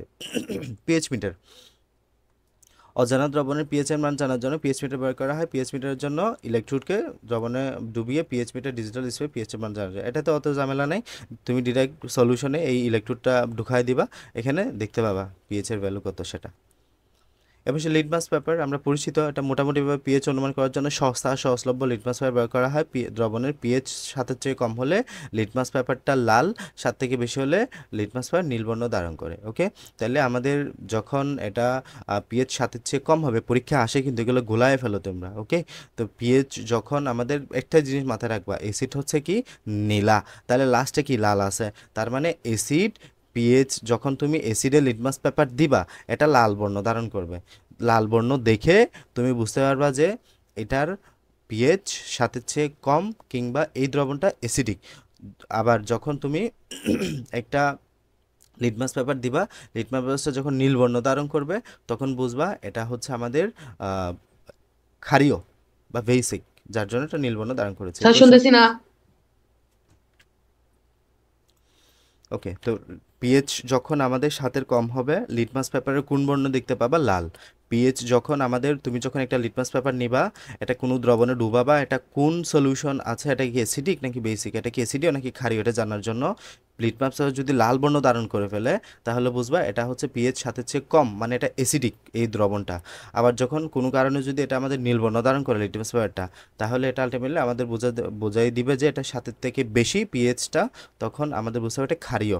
তো এভাবে কিন্তু আমরা বের করতে পারি। তো এটা প্রশ্নে আসে যে তোমাকে ডিরেক্ট বলবে না লিটমাস পেপার কোন বর্ণকে কোন বর্ণে পরিণত করে, এভাবে বলবে না, বলবে যখন পিএইচ এর মান 7.35, তোমার পিএইচ এর মান 5, পিএইচ এর মান 4, পিএইচ এর মান, বা ডিরেক্ট বলতে পারি অ্যাসিডে লিটমাস পেপারের বর্ণ কেমন লাল, হ্যাঁ, ক্ষারে লিটমাস পেপারের বর্ণ কেমন নীল, বা ক্ষারের কোন একটা মনে করো পিএইচ দিল 10, সেখানে লিটমাস পেপারের বর্ণ কেমন হবে নীল, এটা তোমাকে বুঝতে হবে, তোমাকে ডিরেক্ট সরাসরি দিবে না, তোমাকে একটু ঘুরায় মানে একটু ইয়ে করে দিতে পারে যে পিএইচ হলো তোমার 11, তাহলে এখানে একটা লিটমাস পেপার দিলা, লিটমাসের বর্ণ কি হবে তাহলে, এই যে তোমাকে দিবে নীল, লাল, এগুলা হালকা নীল, হালকা লাল, হ্যাঁ, এইভাবে গোলাপি লাল, এইভাবে ভিন্নভাবে পেঁচাইতে পারে। এক্স্যাক্ট স্ট্রেট কাট আনসার নীল। যখন 7-এর চেয়ে বেশি পাবা, 7-এর চেয়ে 8 হোক, 9 হোক, 10 হোক, 11 হোক, 7-এর চেয়ে বেশি হলে আনসার হবে কি নীল বর্ণ। এটা আসছিল মোস্ট প্রবলি আমাদের মেডিকেল লাইনে কোথায় এই কোয়েশ্চেনটা আসছিল। পিএইচ এর গুরুত্ব, তাহলে আমরা যে পিএইচ পড়লাম এই পিএইচ এর গুরুত্বটা কি তাহলে? পিএইচ এর গুরুত্ব দেখো, পিএইচ আমরা বিভিন্ন কাজে আমাদের লাগে, কৃষিক্ষেত্রে, জীবদেহে, তারপর প্রসাধনী শিল্পে, রাসায়নিক বিক্রিয়ায় ইত্যাদি জায়গায় পিএইচ এর গুরুত্ব রয়েছে। আমাদের কৃষিক্ষেত্রে কোথায় লাগে? কৃষিক্ষেত্রে তো পিএইচ এর গুরুত্বটা সিকিউর জন্য একটু গুরুত্বপূর্ণ, দেখবা পিএইচ এর গুরুত্ব সিকিউতে আসে। কৃষিক্ষেত্রে পিএইচ এর গুরুত্ব অপরিসীম, এবং উদ্ভিদ তার শরীরে পুষ্টির জন্য মাটি থেকে বিভিন্ন আয়ন পানি শোষণ করে। এর জন্য মাটির পিএইচ 6 থেকে 8-এর মধ্যে হলে সবচেয়ে ভালো হয়। তাহলে উদ্ভিদের জন্য মাটির যে পিএইচ এর ভ্যালু, এটা কত থেকে কতর মধ্যে ভালো হয়? 6 থেকে 8-এর মধ্যে হলে ভালো হয়। এবং আবার মাটির পিএইচ এর মান 3-এর কম, 10-এর বেশি হলে মাটির উপকারী অণুজীব মারা যায়। কত? 3-এর কম, 10-এর বেশি। মাটির পিএইচ এর মান কমে গেলে তাহলে কি করতে হবে? পিএইচ এর মান কমে গেলে এখানে পিএইচ এর আমাদের মাটি কি হয়ে যায়? অ্যাসিডিক হয়ে যায়। অ্যাসিডিক হলে এখানে কি দিতে হবে? আমাদের এখানে ক্ষার দিতে হবে। ক্ষার কি? ক্যালসিয়াম অক্সাইড বা চুন। এই যে চুনের সংখ্যা হলে ক্যালসিয়াম অক্সাইড, এটা একটা ক্ষার, তাহলে ক্ষার দিয়ে পিএইচ এর পরিমাণ বাড়াইতে হবে। আবার মাটির পিএইচ এর পরিমাণ বেড়ে গেল, মাটির যদি কখনো পিএইচ এর পরিমাণ বেড়ে যায়, তার মানে কি বুঝতে হবে? এটা আমাদের ক্ষারীয় হয়ে গেছে। তখন আমাদের পিএইচ এর পরিমাণ বেড়ে গেলে ক্ষারীয় হয়ে গেছে, তার মানে আমাদের অ্যাসিডিক কিছু একটা পদার্থ প্রয়োগ করতে হবে। অ্যামোনিয়াম সালফেট, অ্যামোনিয়াম ফসফেট ইত্যাদি সার প্রয়োগ করলে পিএইচ এর মান কমানো হয়। জীবদেহে বিভিন্ন জৈব রাসায়নিক বিক্রিয়া আমাদের পিএইচ গুরুত্বপূর্ণ, যেমন শরীরের বিভিন্ন অংশে জৈব রাসায়নিক বিক্রিয়া করে, তার জন্য শরীরের বিভিন্ন অঙ্গে পিএইচের মান জানা প্রয়োজন। এখানে আমাদের বিভিন্ন জায়গায় পিএইচের মান দেওয়া আছে। মনে করো পাকস্থলীতে পিএইচের মান কত, 1। পাকস্থলীতে পিএইচের মান কত, 1। মানুষের ত্বকে পিএইচের মান কত, 4.8 থেকে 5.5। যদিও আমাদের শিশুদের দেহে বা শিশুদের ক্ষেত্রে, মানে নিউবর্ন বেবি যারা, তাদের ক্ষেত্রে পিএইচ এর ভ্যালু একটু মানে ওটা করে একটু কম থাকে। তো এই জন্য কিন্তু আমরা তাদের, যে আমরা সচরাচর যে আমরা অ্যাডাল্টরা যারা যে সাবানগুলো ইউজ করি, তারা কিন্তু আলাদা এইগুলো ইউজ করতে পারে। তাদের জন্য আলাদা বেবি সুপ পাওয়া যায়, যেগুলা তো এইগুলা যে ছোটো বাচ্চাদের ইউজ করতে হয়। তারপর বেবি শ্যাম্পু পাওয়া যায়। এখানে পিএইচের পরিমাণটা ভ্যারি করে, মানে আমাদের ত্বকের পিএইচ একরকম, ছোটো বাচ্চাদের পিএইচ একরকম। এখন আমাদের ত্বকের পিএইচের জন্য যেগুলো সুইট করে যে প্রোডাক্টগুলো, এগুলো কিন্তু আমরা বাচ্চাদের ক্ষেত্রে ইউজ করতে পারি না। তাদের জন্য আলাদা পিএইচ মেনটেন করে আলাদাভাবে আমাদের প্রোডাক্টগুলো বানানো হয়। মূত্রের পিএইচ কত, এটা কি 6 দিল, এটা 6। আচ্ছা পড়ো, তোমাদের বই 6 দেওয়া আছে, 6 পড়িও, যদিও 6 না। আচ্ছা, এটা রক্তের পিএইচ কত, রক্তের পিএইচ হলো এটা ভুল আছে, এটা একদম পড়বা 7.35 থেকে 7.45। হ্যাঁ, এটা 7.35 থেকে 7.45, এটা 35 হবে, 7.35 থেকে 7.45। যখন কোনো কারণে যদি এখানে তোমার মানে একদম লিটল এখানে ফ্লাকচুয়েশন যদি হয় আমাদের এই রক্তের পিএইচের মান, তাহলে কিন্তু বিশাল রকমের সমস্যা ঘটতে পারে। যখন আমাদের এটা এর চেয়ে কমে যায়, তখন তাকে আমরা অ্যাসিডোসিস বলি। যখন এটার চেয়ে বেশি বেড়ে যায়, তখন তাকে অ্যালকালোসিস বলি। অ্যাসিডোসিস অবস্থায় খুবই ঝামেলা হয়, রুগী কোমা অবস্থায় চলে যেতে পারে, বা অনেক রকমের সমস্যা দেখা যায়, রেনাল ফেলিওর করতে পারে, কার্ডিয়াক অ্যারেস্ট হতে পারে। তো অগ্ন্যাশয় রস, অগ্ন্যাশয় রসের পিএইচ কত, 8.1। অগ্ন্যাশয় রস কিন্তু অ্যালকালি হয়, অ্যালকালি, অগ্ন্যাশয় রস কিন্তু অ্যালকালি হয়। পাকস্থলীর পিএইচ আমাদের 1। দেখো পাকস্থলীর পিএইচ কিন্তু খুবই শক্তিশালী। এর কারণ কি, এখানে আমাদের HCl থাকে, হাইড্রোক্লোরিক অ্যাসিড থাকে পাকস্থলীতে, তাই না? আর পাকস্থলীর প্যারাইটাল সেল থেকে এক প্রকারের রস নিঃসৃত হয়, গ্যাস্ট্রিক জুস, যেখানে আমাদের আলটিমেটলি হাইড্রোক্লোরিক অ্যাসিড থাকে। হাইড্রোক্লোরিক অ্যাসিড আমরা জানি এক প্রকার সবল অ্যাসিড, এর জন্য পিএইচের মান অনেক কমে আসছে। এবং এই সবল অ্যাসিডের জন্য কিন্তু আমাদের পাকস্থলীতে বিভিন্ন রোগ, যখন মাইক্রো অর্গানিজম বা যে কোনো রকমের ফরেন পার্টিকেল যেটা আমাদের জন্য ক্ষতিকর, এগুলো গিয়ে আলটিমেটলি ওখানে বাঁচতে পারে না, বা আমাদের খাদ্যের টুকরোগুলোকে ছোটো ছোটো টুকরোয় পরিণত করে। আর অগ্ন্যাশয় রস পাকস্থলী পার হয়ে কি, আমাদের পাকস্থলী পার হয়ে আমাদের খাদ্যগুলো যায় কোথায়, ইন্টেস্টাইনে। ইন্টেস্টাইন বা ক্ষুদ্রান্ত, বৃহদান্ত। ও ক্ষুদ্রান্তের সাথে আমাদের যে ডিউডেনামের সাথে আমাদের যে তোমার লিভার, এই লিভারের নিচে কি থাকবে, লিভারের নিচে একটা গল ব্লাডার থাকে। গল ব্লাডার থেকে আমাদের এখানে পিত্ত নালী যুক্ত হয়। গল ব্লাডারের সাথে আমাদের এখানে, গল ব্লাডার মানে কি, যেখানে আমাদের পিত্তগুলো জমা থাকে আর কি। পিত্ত আমাদের তৈরি হয় কোথায়, লিভারে। জমা থাকে কোথায়, গল ব্লাডার বা পিত্তথলিতে। এই পিত্তথলির মাধ্যমে একটা ডিউডেনাম আসে, এবং এই পিত্তর নাম হচ্ছে বাইল বলা হয় ইংলিশে। এই পিত্তটা হচ্ছে মূলত খুবই খুবই খুবই বেসিক, মানে খুবই ক্ষারীয়। এই ক্ষারীয় পদার্থের জন্য এই পিত্তটা একটা নালীর মাধ্যমে, অভিন্ন পিত্তনালী বলা হয়, এই নালীর মাধ্যমে ডিউডেনামে আসে। অন্তত ডিউডেনামে আমাদের যেটা ক্ষুদ্রান্ত স্মল ইন্টেস্টাইন, এই ইন্টেস্টাইনে আসার পরে আমাদের এই পিএইচটা অনেক বাড়ায় দেয়। আমরা জানি ক্ষারের পিএইচ কী হবে, অনেক বেশি হবে। এই যে ক্ষারের পিএইচটা অনেক বেশি বাড়ায় দেয়, এবং এটা বাড়ানোর জন্য কিন্তু আমাদের যে, মনে করো তোমার আমাদের পাকস্থলীতে অনেক বেশি খাদ্যের পরিপাক হয়, কিন্তু তা না। আমাদের পাকস্থলীতে তোমার শুধুমাত্র প্রোটিন জাতীয় খাদ্যের কিছু পরিপাক হয়, কার্বোহাইড্রেট জাতীয় খাদ্যের পরিপাকই হয় না। কার্বোহাইড্রেট জাতীয় খাদ্য বা তুমি যে ভাত খাও, ভাতটা খুবই অল্প পরিমাণে পরিপাক হয় তোমার মুখে, এখানে অ্যামাইলেজ নামক একটা এনজাইম থাকে এটার জন্য, বাট পাকস্থলীতে এটার কোনো পরিপাকই হয় না। আবার যে স্নেহ জাতীয় পদার্থ খাও, এই স্নেহ জাতীয় পদার্থে কিন্তু পাকস্থলীতে কোনো রকম কোনো পরিপাক হয় না। আলটিমেটলি সব রকম খাদ্যের চূড়ান্ত পরিপাক হয় সব ইন্টেস্টাইনে, এবং ইন্টেস্টাইনে এই চূড়ান্ত রকমের পরিপাকের জন্য বেসিক একটা পরিবেশ দরকার, আমাদের একটা ক্ষারীয় পরিবেশ দরকার। ওই ক্ষারীয় পরিবেশটা রক্ষা করে এই অগ্ন্যাশয় রসটা বা অগ্ন্যাশয় প্যানক্রিয়াটিক জুস এটাকে বলা হয়। এই প্যানক্রিয়াটিক জুসের পিএইচের ভ্যালু কত, 8.1, যেটা কিন্তু আমাদের পরিপাকের জন্য সাহায্য করে। এরপরে প্রসাধনী শিল্প বা কসমেটিক্সে, প্রসাধনী শিল্প বা কসমেটিক্সে আমাদের এই যে এই পিএইচের ভ্যালুগুলো মেনটেন করা খুব দরকার।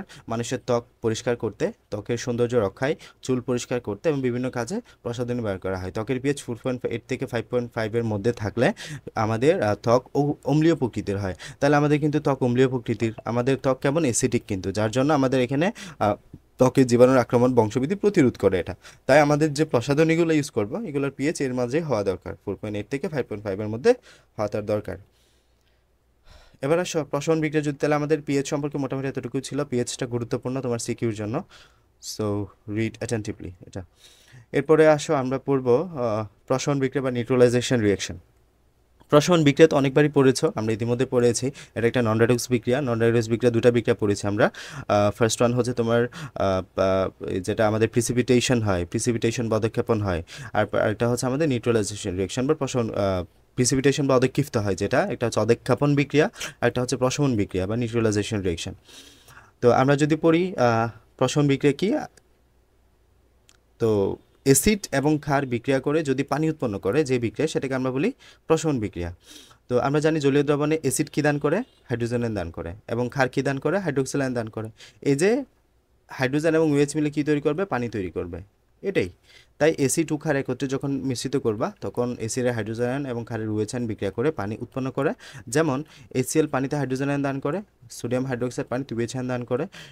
এই দ্রবণ দুটিকে একসাথে মিশ্রিত করলে অ্যাসিডের হাইড্রোজেন এবং ক্ষারের OH বিক্রিয়া করে পানি উৎপন্ন করে, তাহলে একসাথে হয়ে পানি উৎপন্ন করে। এবং বাকি যেগুলো থাকে এগুলো বিক্রিয়া করে লবণ উৎপন্ন করে। এই যে বাকি যে ঋণাত্মক আয়ন এবং ধনাত্মক আয়ন থাকে এগুলো বিক্রিয়া করে লবণ উৎপন্ন করে। এবং এই যে অ্যাসিড ক্ষার বিক্রিয়া করে লবণ পানি উৎপন্ন হওয়ার যে প্রক্রিয়া, যে বিক্রিয়া, এটাকে আমরা বলি প্রশমন বিক্রিয়া। কেননা এই বিক্রিয়াতে অ্যাসিড তার অ্যাসিডত্ব হারায়, অ্যাসিড তার যে অ্যাসিডিক একটা পাওয়ার ছিল সেটাকে সে হারাবে, ক্ষার তার ক্ষারকত্ব হারায়, ঠিক আছে। এবং প্রশমন বিক্রিয়া লবণ পানি উৎপন্ন হয়, তাহলে এটা সোডিয়াম, এটা পজিটিভ, এটা নেগেটিভ, এটা পজিটিভ, এটা নেগেটিভ। তো কী করবে, এই পজিটিভটা এই নেগেটিভের সাথে হাইড্রোজেনের সাথে অ্যাড হবে এবং পানি তৈরি করবে। এই সোডিয়ামটা ক্লোরের সাথে বাইন্ড হবে, সোডিয়াম ক্লোরাইড ফর্ম করবে, লবণ উৎপন্ন করবে। তো এখানে 1 মোল হাইড্রোক্লোরিক অ্যাসিড এবং 1 মোল সোডিয়াম হাইড্রোক্সাইড সম্পূর্ণরূপে প্রশমিত হয়, কাজে 2 mole hydrochloric acid 2 mole sodium hydroxide সম্পূর্ণ প্রশমিত করবে। আবার সালফিউরিক অ্যাসিড এবং সোডিয়াম হাইড্রোক্সাইড বিক্রিয়া সোডিয়াম সালফেট লবণ উৎপন্ন হয়, পানি উৎপন্ন করে। এই যে অ্যাসিড এবং ক্ষার বিক্রিয়া করে সোডিয়াম সালফেট লবণ এবং পানি উৎপন্ন করে। এক্ষেত্রে দেখতে পাচ্ছ 1 মোল সালফিউরিক অ্যাসিড বিক্রিয়া করে 1 মোল সালফিউরিক অ্যাসিড বিক্রিয়া করতে কত মোল ক্ষার দরকার হয়, 2 মোল ক্ষার দরকার হয়। যেখানে 1 মোল সালফিউরিক অ্যাসিড, এখানে 2 মোল সোডিয়াম হাইড্রোক্সাইড, এটাই। তাহলে 1 মোল সালফিউরিক অ্যাসিড 2 মোল সোডিয়াম হাইড্রোক্সাইডকে প্রশমিত করে। এগুলো তোমরা যদি এখনো বুঝবা না, এখানে আমাদের কিছু অ্যাসিডের অ্যাসিডিক পাওয়ার যে একটা বিষয় আছে, ক্ষার অ্যাসিডিক পাওয়ার, হ্যাঁ, এটা আমরা সালফিউরিক অ্যাসিডের তোমার ক্ষারকত্ব বলি এটাকে, আমরাকে অ্যাসিডের ক্ষারকত্ব, ক্ষারের আমাদের অ্যাসিডিক যে পাওয়ার এটা। তো এই যে অ্যাসিডের ক্ষারকত্ব হলো 2, সালফিউরিক অ্যাসিডের ক্ষারকত্ব হলো 2, আর এই সোডিয়াম হাইড্রোক্সাইডের অম্লত্ব, এটাকে বলি অম্লত্ব, সোডিয়াম হাইড্রোক্সাইড অম্লত্ব হলো 1। তারপর তোমার যে HCl আছে, এই অ্যাসিডের ক্ষারকত্ব হলো 1। তারপর যে আরেকটা HNO3 আছে, নাইট্রিক অ্যাসিড আছে, এই নাইট্রিক অ্যাসিডের ক্ষারের এটা কি অম্লের ক্ষারকত্ব, এই ক্ষারকত্ব হলো 1। এগুলো এখন বিস্তারিত নাই তোমাদের, এর জন্য বলতেছি না। তো এখানে আপাতত এটা জানো, সালফিউরিক অ্যাসিডের ক্ষেত্রে হাইড্রোজেনের নিচে 2 আছে না, তাই মনে রাখবা এটা 2 মোল সোডিয়াম হাইড্রোক্সাইডকে প্রশমিত করতে পারে। HCl এর কিছু না, 1 আছে না, মনে রাখবা এই HClটা 1 মোল সোডিয়াম হাইড্রোক্সাইডকে প্রশমিত করতে পারে, ঠিক আছে। বাইরে আর কিছু জানতে হবে না। তো কোনো নির্দিষ্ট অ্যাসিডের কোনো নির্দিষ্ট পরিমাণ অপর কোনো নির্দিষ্ট ক্ষারের নির্দিষ্ট পরিমাণ সম্পূর্ণরূপে প্রশমিত করবে। কেন আমাদের প্রশমন বিক্রিয়াটা দরকার আমাদের জীবনে, এটা আমাদের সিকিউতে আসতে পারে। পরিপাকের জন্য দরকার হয়, যেমন খাদ্য হজম করতে আমাদের পাকস্থলিতে হাইড্রোক্লোরিক অ্যাসিড নিঃসৃত হয়। কোনো কারণে পাকস্থলিতে অ্যাসিডের পরিমাণ বেশি হয়ে গেলে তখন পেটে অস্বস্তি বোধ হয়, এবং সাধারণভাবে এটাকে আমরা কি বলি, অ্যাসিডিটি বলি। এবং অ্যাসিডিটি থাকলে পাকস্থলিতে ঘা হয়ে যেতে পারে।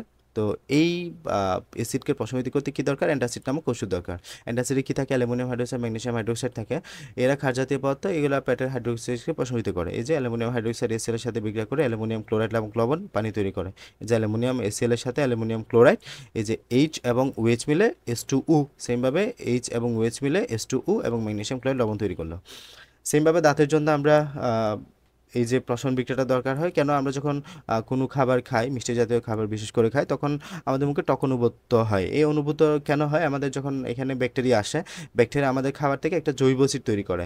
এই জৈব অ্যাসিডটা আমাদের মুখে টক স্বাদ অনুভূত হয়, কারণ আমরা জানি অ্যাসিড টক স্বাদযুক্ত হয়, তাই না। তো এই যে এখানে ব্যাকটেরিয়া যেটা তৈরি করে একটা প্রোডাক্ট, ওই ইয়েটা হলো আমাদের একটা অ্যাসিড, এবং এই অ্যাসিড আমাদের দাঁতের এনামেলকে ক্ষতি করতে পারে। এবং এনামেলকে ক্ষতি যাতে না করে বা এটাকে রোধ করার জন্য আমরা ক্ষার জাতীয় পদার্থ ইউজ করি। এবং ক্ষার জাতীয় পদার্থ পেস্ট যেটা আমরা ইউজ করি, এটা মূলত ক্ষার জাতীয় পদার্থ হয়। এবং এই ক্ষার জাতীয় পদার্থটা আমাদের এই যে অ্যাসিডটাকে প্রশমিত করে আমাদের দাঁতের এনামেলকে রক্ষা করে। কৃষিক্ষেত্রে আমরা ব্যবহার করি, আমরা যখন গাছ যখন মাটি থেকে বিভিন্ন ধাতব আয়ন যেমন আয়রন, ম্যাগনেসিয়াম, ক্যালসিয়াম, পটাশিয়াম ইত্যাদি শোষণ করে, তখন মাটি অম্লীয় হয়ে যায়, ঠিক আছে। তো মাটির উর্বরতা হ্রাস পায়, মাটির উর্বরতা বৃদ্ধি করতে চুন ব্যবহার করতে হয়। তাহলে মাটির উর্বরতা বৃদ্ধিতে চুন ব্যবহার করতে হয়, চুনের সঙ্গে ক্যালসিয়াম অক্সাইড। তাহলে মাটি অম্লীয় হয়ে গেলে চুন ব্যবহার করবা, স্বাভাবিক এটা। লবণ কি, লবণ হচ্ছে আমাদের এই যে বিক্রিয়া করে যখন অ্যাসিড এবং ক্ষার বিক্রিয়া করে, অ্যাসিডের একটা ধনাত্মক প্রান্ত আছে, দেখো এটা হচ্ছে HCl, এটা হচ্ছে সোডিয়াম হাইড্রোক্সাইড, এই যে কি তৈরি হলো, সোডিয়াম ক্লোরাইড প্লাস H2 তৈরি হলো, তাই না। এই যে এখানে দেখো S পজিটিভ, এটা নেগেটিভ, এটা পজিটিভ, এটা নেগেটিভ। তাহলে কি দেখো তো, আমাদের যে অ্যাসিডের ঋণাত্মক অংশ ক্লোরিন, যেটা অ্যাসিডের কি অংশ, ঋণাত্মক অংশ, এবং ক্ষারের ধনাত্মক অংশ একসাথে হয়ে আলটিমেটলি সোডিয়াম ক্লোরাইড তৈরি করলো না, এটাই বলা হচ্ছে।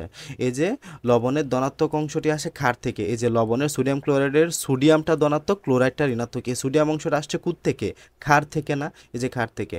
তাই ধনাত্মক অংশকে ক্ষারীয়মূলক বলা হয় বা বেসিক রেডিক্যাল বলা হয়। তাহলে এখানে আমাদের এই যে সোডিয়াম প্লাসটাকে কি বলবা, বেসিক রেডিক্যাল বা ক্ষারীয়মূলক। কেন? কারণ এটা ক্ষার থেকে আসছে। আর লবণের ঋণাত্মক আয়নটা হচ্ছে অ্যাসিড বা অম্ল থেকে আসে। এই যে আমাদের ঋণাত্মক অংশকে এখানে কি ক্লোরাইড, এই ক্লোরাইডটা কোথেকে আসছে, HCl থেকে আসছে। এই জন্য এটাকে আমরা বলি অম্লীয়মূলক বা অ্যাসিড রেডিক্যাল। এই যে তীব্র অ্যাসিড এবং তীব্র ক্ষারের বিক্রিয়া উৎপন্ন লবণের জলীয় দ্রব নিরপেক্ষ প্রকৃতির হয়। তুমি যখন এখানে সমান শক্তিসম্পন্ন অ্যাসিডের সাথে সমান শক্তিসম্পন্ন ক্ষারের বিক্রিয়া ঘটাবা, আলটিমেটলি তুমি নিউট্রাল একটা লবণ পাবা। মনে করো তীব্র অ্যাসিড তীব্র ক্ষার, তখন সোডিয়াম ক্লোরাইড সালফিউরিক অ্যাসিড পাবা তুমি নিরপেক্ষ হিসেবে। আবার যখন তুমি তীব্র অ্যাসিড মৃদু ক্ষার দিবা, মৃদু ক্ষার যেমন আমাদের তোমার লিথিয়াম হাইড্রোক্সাইডটা বা এখানে অ্যামোনিয়া, এমন একটা তোমার মৃদু ক্ষার। তো এই তীব্র অ্যাসিডের সাথে যখন তুমি মৃদু ক্ষার দিবা, তখন এটা অম্লীয় প্রকৃতির হবে। ঠিক আছে, স্বাভাবিকভাবেই তুমি মনে করে অ্যাসিড দিলা খুবই তীব্র, এই ক্ষার যেটা দিলা সেটা হচ্ছে খুবই মানে তোমার দুর্বল প্রকৃতির বা মৃদু। তো অ্যাসিড হলো তীব্র, তাহলে তোমার লবণে অ্যাসিডের পরিমাণটা বেশি থাকবে না, এটাই তো স্বাভাবিক, তাই না? অ্যাসিডের পাওয়ার বেশি, যেহেতু লবণে অ্যাসিডের পাওয়ারটা বেশি থাকবে। তীব্র অ্যাসিডের সাথে মৃদু ক্ষার দিলে অম্লীয় বা অ্যাসিডিক তুমি লবণ পাবা। এই যে আয়রন ক্লোরাইড, জিঙ্ক, নাইট্রেট, এগুলো হচ্ছে তোমার উদাহরণ, এগুলো মনে রাখবে স্পেসিফিক্যালি। তীব্র ক্ষার, এখন তুমি ক্ষারটা যদি তীব্র দাও, অ্যাসিডটা যদি তুমি মৃদু দাও, মনে করো তুমি কি দিলা, অ্যাসিডিক অ্যাসিড দিলা, CH3COOH বা অ্যাসিডিক অ্যাসিড। এই অ্যাসিডিক অ্যাসিড যখন তুমি দিবা, এখান থেকে তুমি কিন্তু দিলা কি, খুবই সবল ক্ষার দিলা। সবল ক্ষার দিলে তোমার যে লবণ হবে, এটা ক্ষারীয় প্রকৃতির লবণ হবে, ক্ষারীয় প্রকৃতির হবে। উদাহরণ সোডিয়াম কার্বনেট, সোডিয়াম ইথানয়েট, পড়বে এগুলা। অ্যাসিড বৃষ্টি বা অ্যাসিড রেইন। তো অ্যাসিড বৃষ্টি এটা আমাদের সিকিউতে অনেক বেশি পরিমাণ আসে, তোমরা সিকিউটা খুলে দেখবা এখান থেকে কত বেশি সিকিউ আসছে। আলটিমেটলি এখানে অনেক কিছু দেওয়ার নাই তো খুব বেশি, এই অ্যাসিড বৃষ্টিতে ঘুরে ফিরে দিয়ে দেয়। তো অ্যাসিড বৃষ্টি কীভাবে হয়ে গেলো একটু পড়বা, তোমরা রিডিং বললে বুঝবা। এখানে শ্বাসপ্রশ্বাস নেওয়ার সময় কার্বন ডাইঅক্সাইড ত্যাগ করি। এই যে কার্বন ডাইঅক্সাইডটা কী করে, আমাদের যে বায়ুর পানি বা বাষ্প, এই কার্বন ডাইঅক্সাইডটা পানির বাষ্পের সাথে বিক্রিয়া করে কার্বনিক অ্যাসিড তৈরি করে, এবং এই যে এই নাইট্রিক অ্যাসিডটা পানির সাথে বিক্রিয়া করে নাইট্রাস এবং নাইট্রিক অ্যাসিড তৈরি করে। ঠিক আছে, এটা একটা হচ্ছে নাইট্রাস অক্সাইড, একটা হচ্ছে নাইট্রিক বা নাইট্রাস অ্যাসিড, একটা হচ্ছে নাইট্রিক অ্যাসিড। এই সকল অ্যাসিড তৈরি করে, এবং এই সকল অ্যাসিড যখন বৃষ্টির পানির সাথে মিশবে, আলটিমেটলি বৃষ্টির পানির সাথে মিশে যখন এটা আমাদের বৃষ্টির পিএইচকে কমায় দিবে স্বাভাবিক পিএইচের চাইতে, তখন আমরা সেটাকে বলি অ্যাসিড বৃষ্টি। ঠিক আছে, এই যে অ্যাসিডগুলো মিশবে, এগুলো বিক্রিয়াগুলো লিখবা পরীক্ষায়।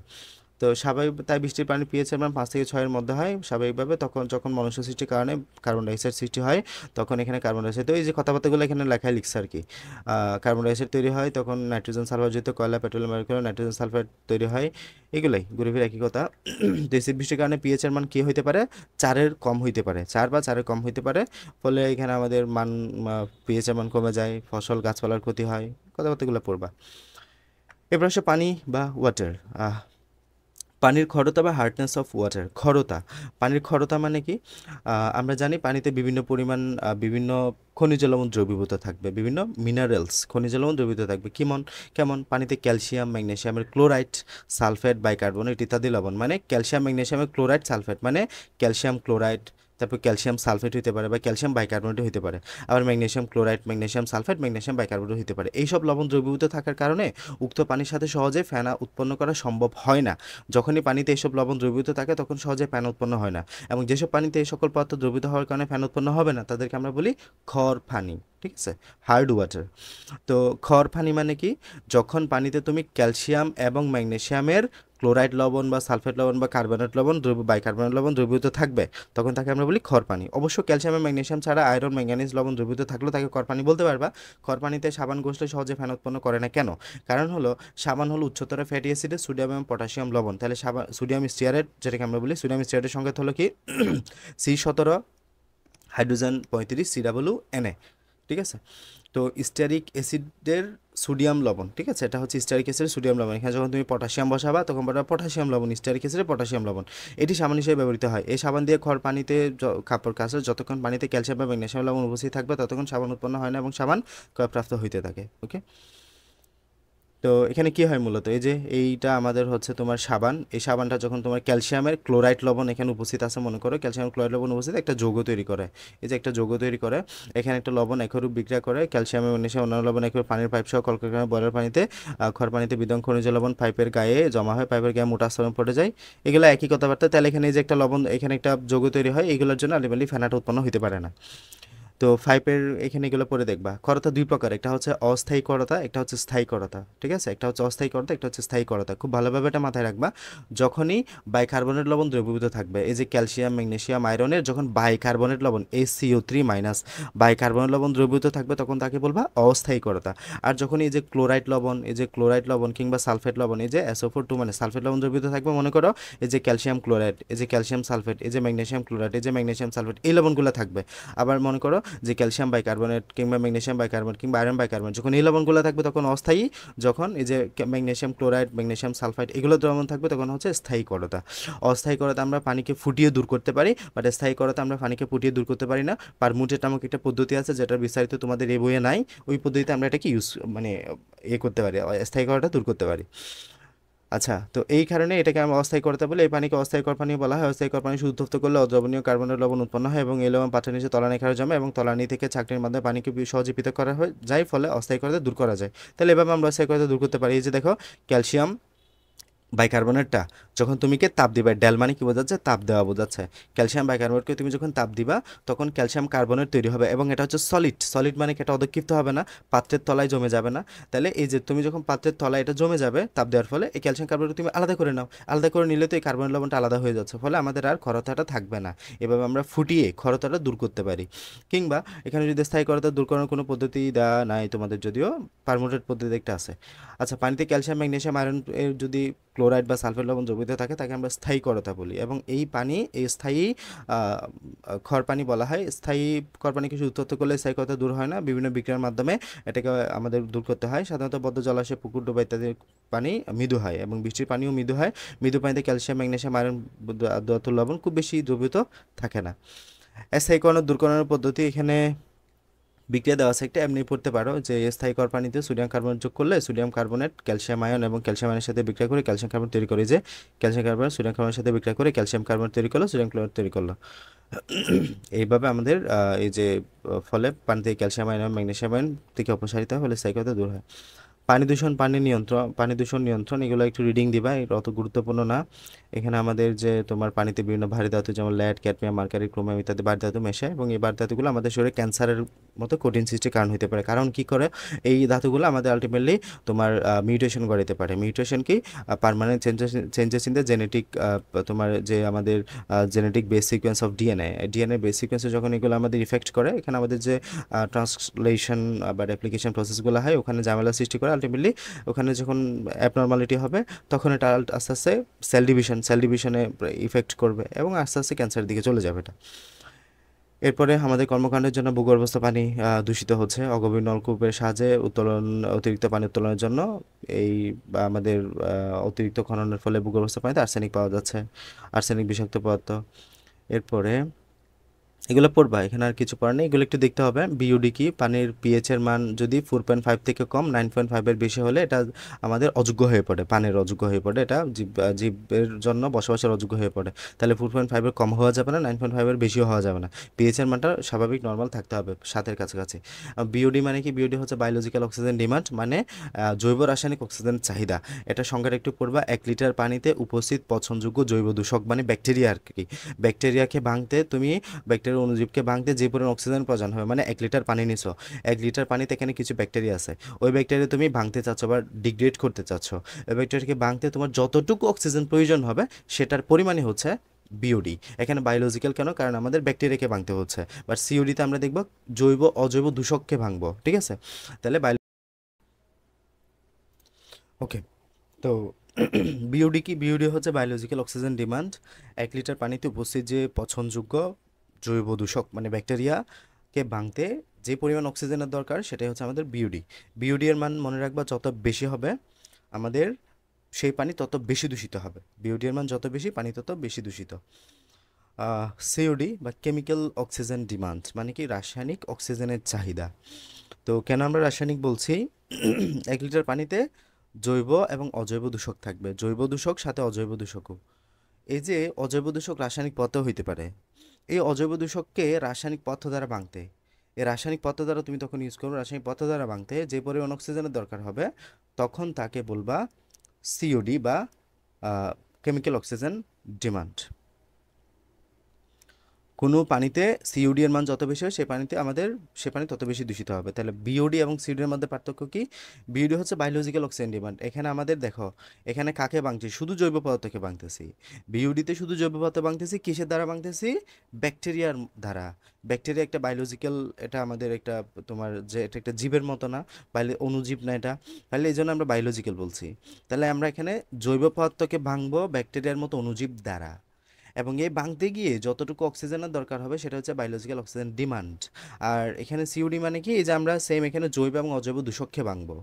অজৈব দূষককে ভাঙতে গিয়ে যেই পরিমাণে আমাদের অক্সিজেনের দরকার হবে, এবং কিসের দ্বারা ভাঙবো? রাসায়নিক পদার্থ দ্বারা ভাঙবো। এক্ষেত্রে যেহেতু রাসায়নিক পদার্থ দ্বারা ভাঙবো তাই কেমিক্যাল, এবং এই কেমিক্যাল দ্বারা ভাঙতে যতটুকু অক্সিজেন দরকার হবে তাকে বলি কেমিক্যাল অক্সিজেন ডিমান্ড। ওকে। এবং সিইউডি এর মান যত বেশি হবে পানি তত বেশি বেশি দূষিত হবে। এই যে বিইউডি সিইউডি উভয় পানি দূষণ মাত্রা প্রকাশ করতে ব্যবহৃত হয়। কোনো পানির সিইউডি এর মান বিইউডি অপেক্ষা বেশি হয়, কেননা তাহলে সিইউডি এর মান অবশ্যই বিইউডি অপেক্ষা বেশি হবে। মনে রাখবো সিইউডি এর মান মোস্টলি 500, আমাদের ডব্লিউএইচওর মধ্যে এটা মোস্টলি 500। আর বিইউডির পরিমাণ 10 থেকে 20, তারপর বাঘ আছে যদিও 1 থেকে 2 হলে ভালো, তারপর 2 হলে এই যে 3 হলে মোটামুটি ভালো, 4 থেকে 5 হলে সবচেয়ে ভালো, এরকম একটা চার্ট আছে। কেননা পানিতে উপস্থিত জৈব বস্তুকে ভাঙতে প্রয়োজনীয় পরিমাণ হলো অক্সিজেনের পরিমাণ হলো বিইউডি, আর অজৈব দূষককে ভাঙতে আমাদের এক্ষেত্রে রাসায়নিক পদার্থ যেটা দরকার হয় এটার পরিমাণকে আমরা বলি সিইউডি। সুতরাং একই পানির সিইউডি এর মান বিইউডি অপেক্ষা বেশি হবে। কেন? এক্ষেত্রে আমাদের জৈব অজৈব দুইটা দূষক আছে কিন্তু। ওকে, ঠিক আছে। আর বিইউডি এর ক্ষেত্রে শুধু জৈব দূষক, এই জন্যই। পানি বিশুদ্ধকরণ, পানিকে আমরা কিভাবে বিশুদ্ধ করতে পারি? এখানে আমাদের 4টা পদ্ধতির কথা বলা আছে, এগুলো একটু পড়বা। খ নম্বরে দেয় ক্লোরিনেশন প্রসেস। এই পদ্ধতিতে কি করি আমরা? পানিকে জীবাণুমুক্তকরণ করি ব্লিচিং পাউডারের সাহায্যে। ব্লিচিং পাউডারের সাহায্যে আমরা এই পদ্ধতিটা করি। এখানে আমরা ব্লিচিং পাউডার, আমরা জানি ক্লোরিন, ব্লিচিং পাউডার যে ক্লোরিন আছে, ক্লোরিনটা আমরা জীবাণুকে জারিত করে ফেলে। এই জারিত করার মাধ্যমে আমাদের পানিকে পানযোগ্য করে তোলে। আর ফুটানো বা বয়লিং মিনিমাম 15 থেকে 20 মিনিট ফুটাইতে হবে, এটা আসে পরীক্ষায়। তিথান বা সেডিমেন্টেশন, এখানে এক বালতি পানিতে আমরা কি করব? ফিটকিরি যোগ করব। ফিটকিরির সংকেত কি? Potassium sulphate, aluminium sulphate with 24H2O। তো এখানে আমরা ফিটকিরি যোগ করে এখানে যখন এটাকে আধা ঘন্টা রেখে দিবা, বালতির তলায় অপদ্রব্যটা জমা হবে, এবং এখান থেকে তুমি এটা খাইতে পারবা, পানিটা পানযোগ্য হয়ে যাবে তখন। চাকন বা ফিল্ট্রেশন, আমাদের বর্তমানে বাজারে অনেক পরিমাণে জীবাণু, আর্সেনিক, অন্যান্য দূষক দূর করতে ফিল্টার পাওয়া যায়। এই ফিল্টার ব্যবহার করে আমরা পানিকে বিশুদ্ধ করে তুলতে পারি। তো এটাই ছিল আমাদের এদের বিস্তারিত। আমরা পড়লাম অ্যাসিড কি, বেস কি, অ্যাসিড বেস পড়ার পরে পিএইচের ধারণা নেওয়ার ফলে পানি সম্পর্কে কিছু কথাবার্তা, দেন অ্যাসিড বৃষ্টি, পানি বিশুদ্ধকরণ পদ্ধতি, এইসবই। এখান থেকে মোটামুটি আমাদের অনেক রকমের কোয়েশ্চেন আসে, যেখানে যেভাবে বলেছি ওভাবে পড়বা। যে অংশটা সিকিউর জন্য গুরুত্বপূর্ণ বলেছি ওটা ভালোভাবে পড়বা। এমসিকিউ যেখানে দরকার ওখানে এমসিকিউ টাইপ যেভাবে পড়া দরকার ওভাবে পড়বা। ক খ কোয়েশ্চেনের প্রতি মনোযোগ দিবা, কারণ ক খ তুমি মিস করতে পারবে না। তোমার মনে হয় ক খ 1 2 নাম্বার, নো, এখানে তোমাকে 5টা আনসার করতে হবে না। আনসার 5টার মাঝে তোমার 5টা হচ্ছে ক, 5টা হচ্ছে খ, তার মানে 5 একে 5, 5 দুগুণে 10, এখানে 15 নাম্বার। তুমি মনে করবে না 50-এ তুমি 15 নাম্বার ছেড়ে দিলে তোমার এ প্লাস আসবে, তোমার এ প্লাস ওখানেই শেষ। আলটিমেটলি তোমার এ প্লাস ডিপেন্ড করবে এগুলোর উপরে। এই বাকি 35 তুমি যখন এই 15 টিকেট, মানে 15-এর মধ্যে মিনিমাম তুমি 14-13 তুলতে পারবা, তুমি এগুলা পারো মানে তুমি এগুলাও পারবা। ঠিক আছে? তুমি কখনো এগুলা পেরেই শুধুমাত্র এ প্লাস হতে পারবা না, এগুলা পেরে পাস করতে পারবা, এ প্লাস তুলবে না, 80-র উপরে যাবে না মার্কসটা। তো বি কেয়ারফুল। এখানে তোমাকে চাইলেও কতে তুমি যখন লিখবা একটা সংজ্ঞা বা ডেফিনেশন জিজ্ঞেস করছে, লিখতে বলছে, এটা তুমি লিখবা। এখানে তোমার 1 লাইনের আনসার, ঠিক আছে? এখানে 1 লাইনের আনসারে কত? 1 লাইনের আনসারে তোমার 1 মার্ক। আর ঘ নাম্বারে তুমি লিখলা 2 পৃষ্ঠা, 2 পৃষ্ঠায় 1 পৃষ্ঠায় 15 লাইন করে হলেও 30 লাইন লিখলা। 30 লাইনে তোমার মার্ক বরাদ্দ থাকবে 4 মার্ক। টিচার সন্তুষ্ট না হলে তোমাকে মার্ক দেবে 3 মার্ক। তার মানে এখানে তুমি 30 লাইনে পেয়েছো 3 মার্ক, মানে প্রতি মার্ক আনার জন্য তোমাকে 10 লাইন লিখতে হয়েছে। তো 10 লাইন এখানে তোমাকে দেওয়া হচ্ছে, প্রতি 10 লাইনে 1 মার্ক, আর খ নাম্বারে তোমাকে প্রতি 1 লাইনে 1 মার্ক।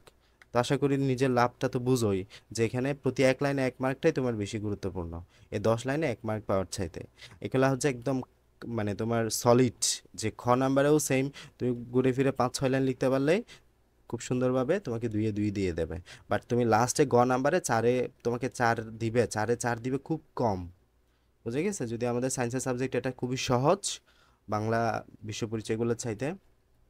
তো কাজে লাগাও, ক খ গুলো ভালোভাবে পড়বা বিশেষ করে, আর এমসিকিউতে তো কাজে দিবে এগুলো পড়লে।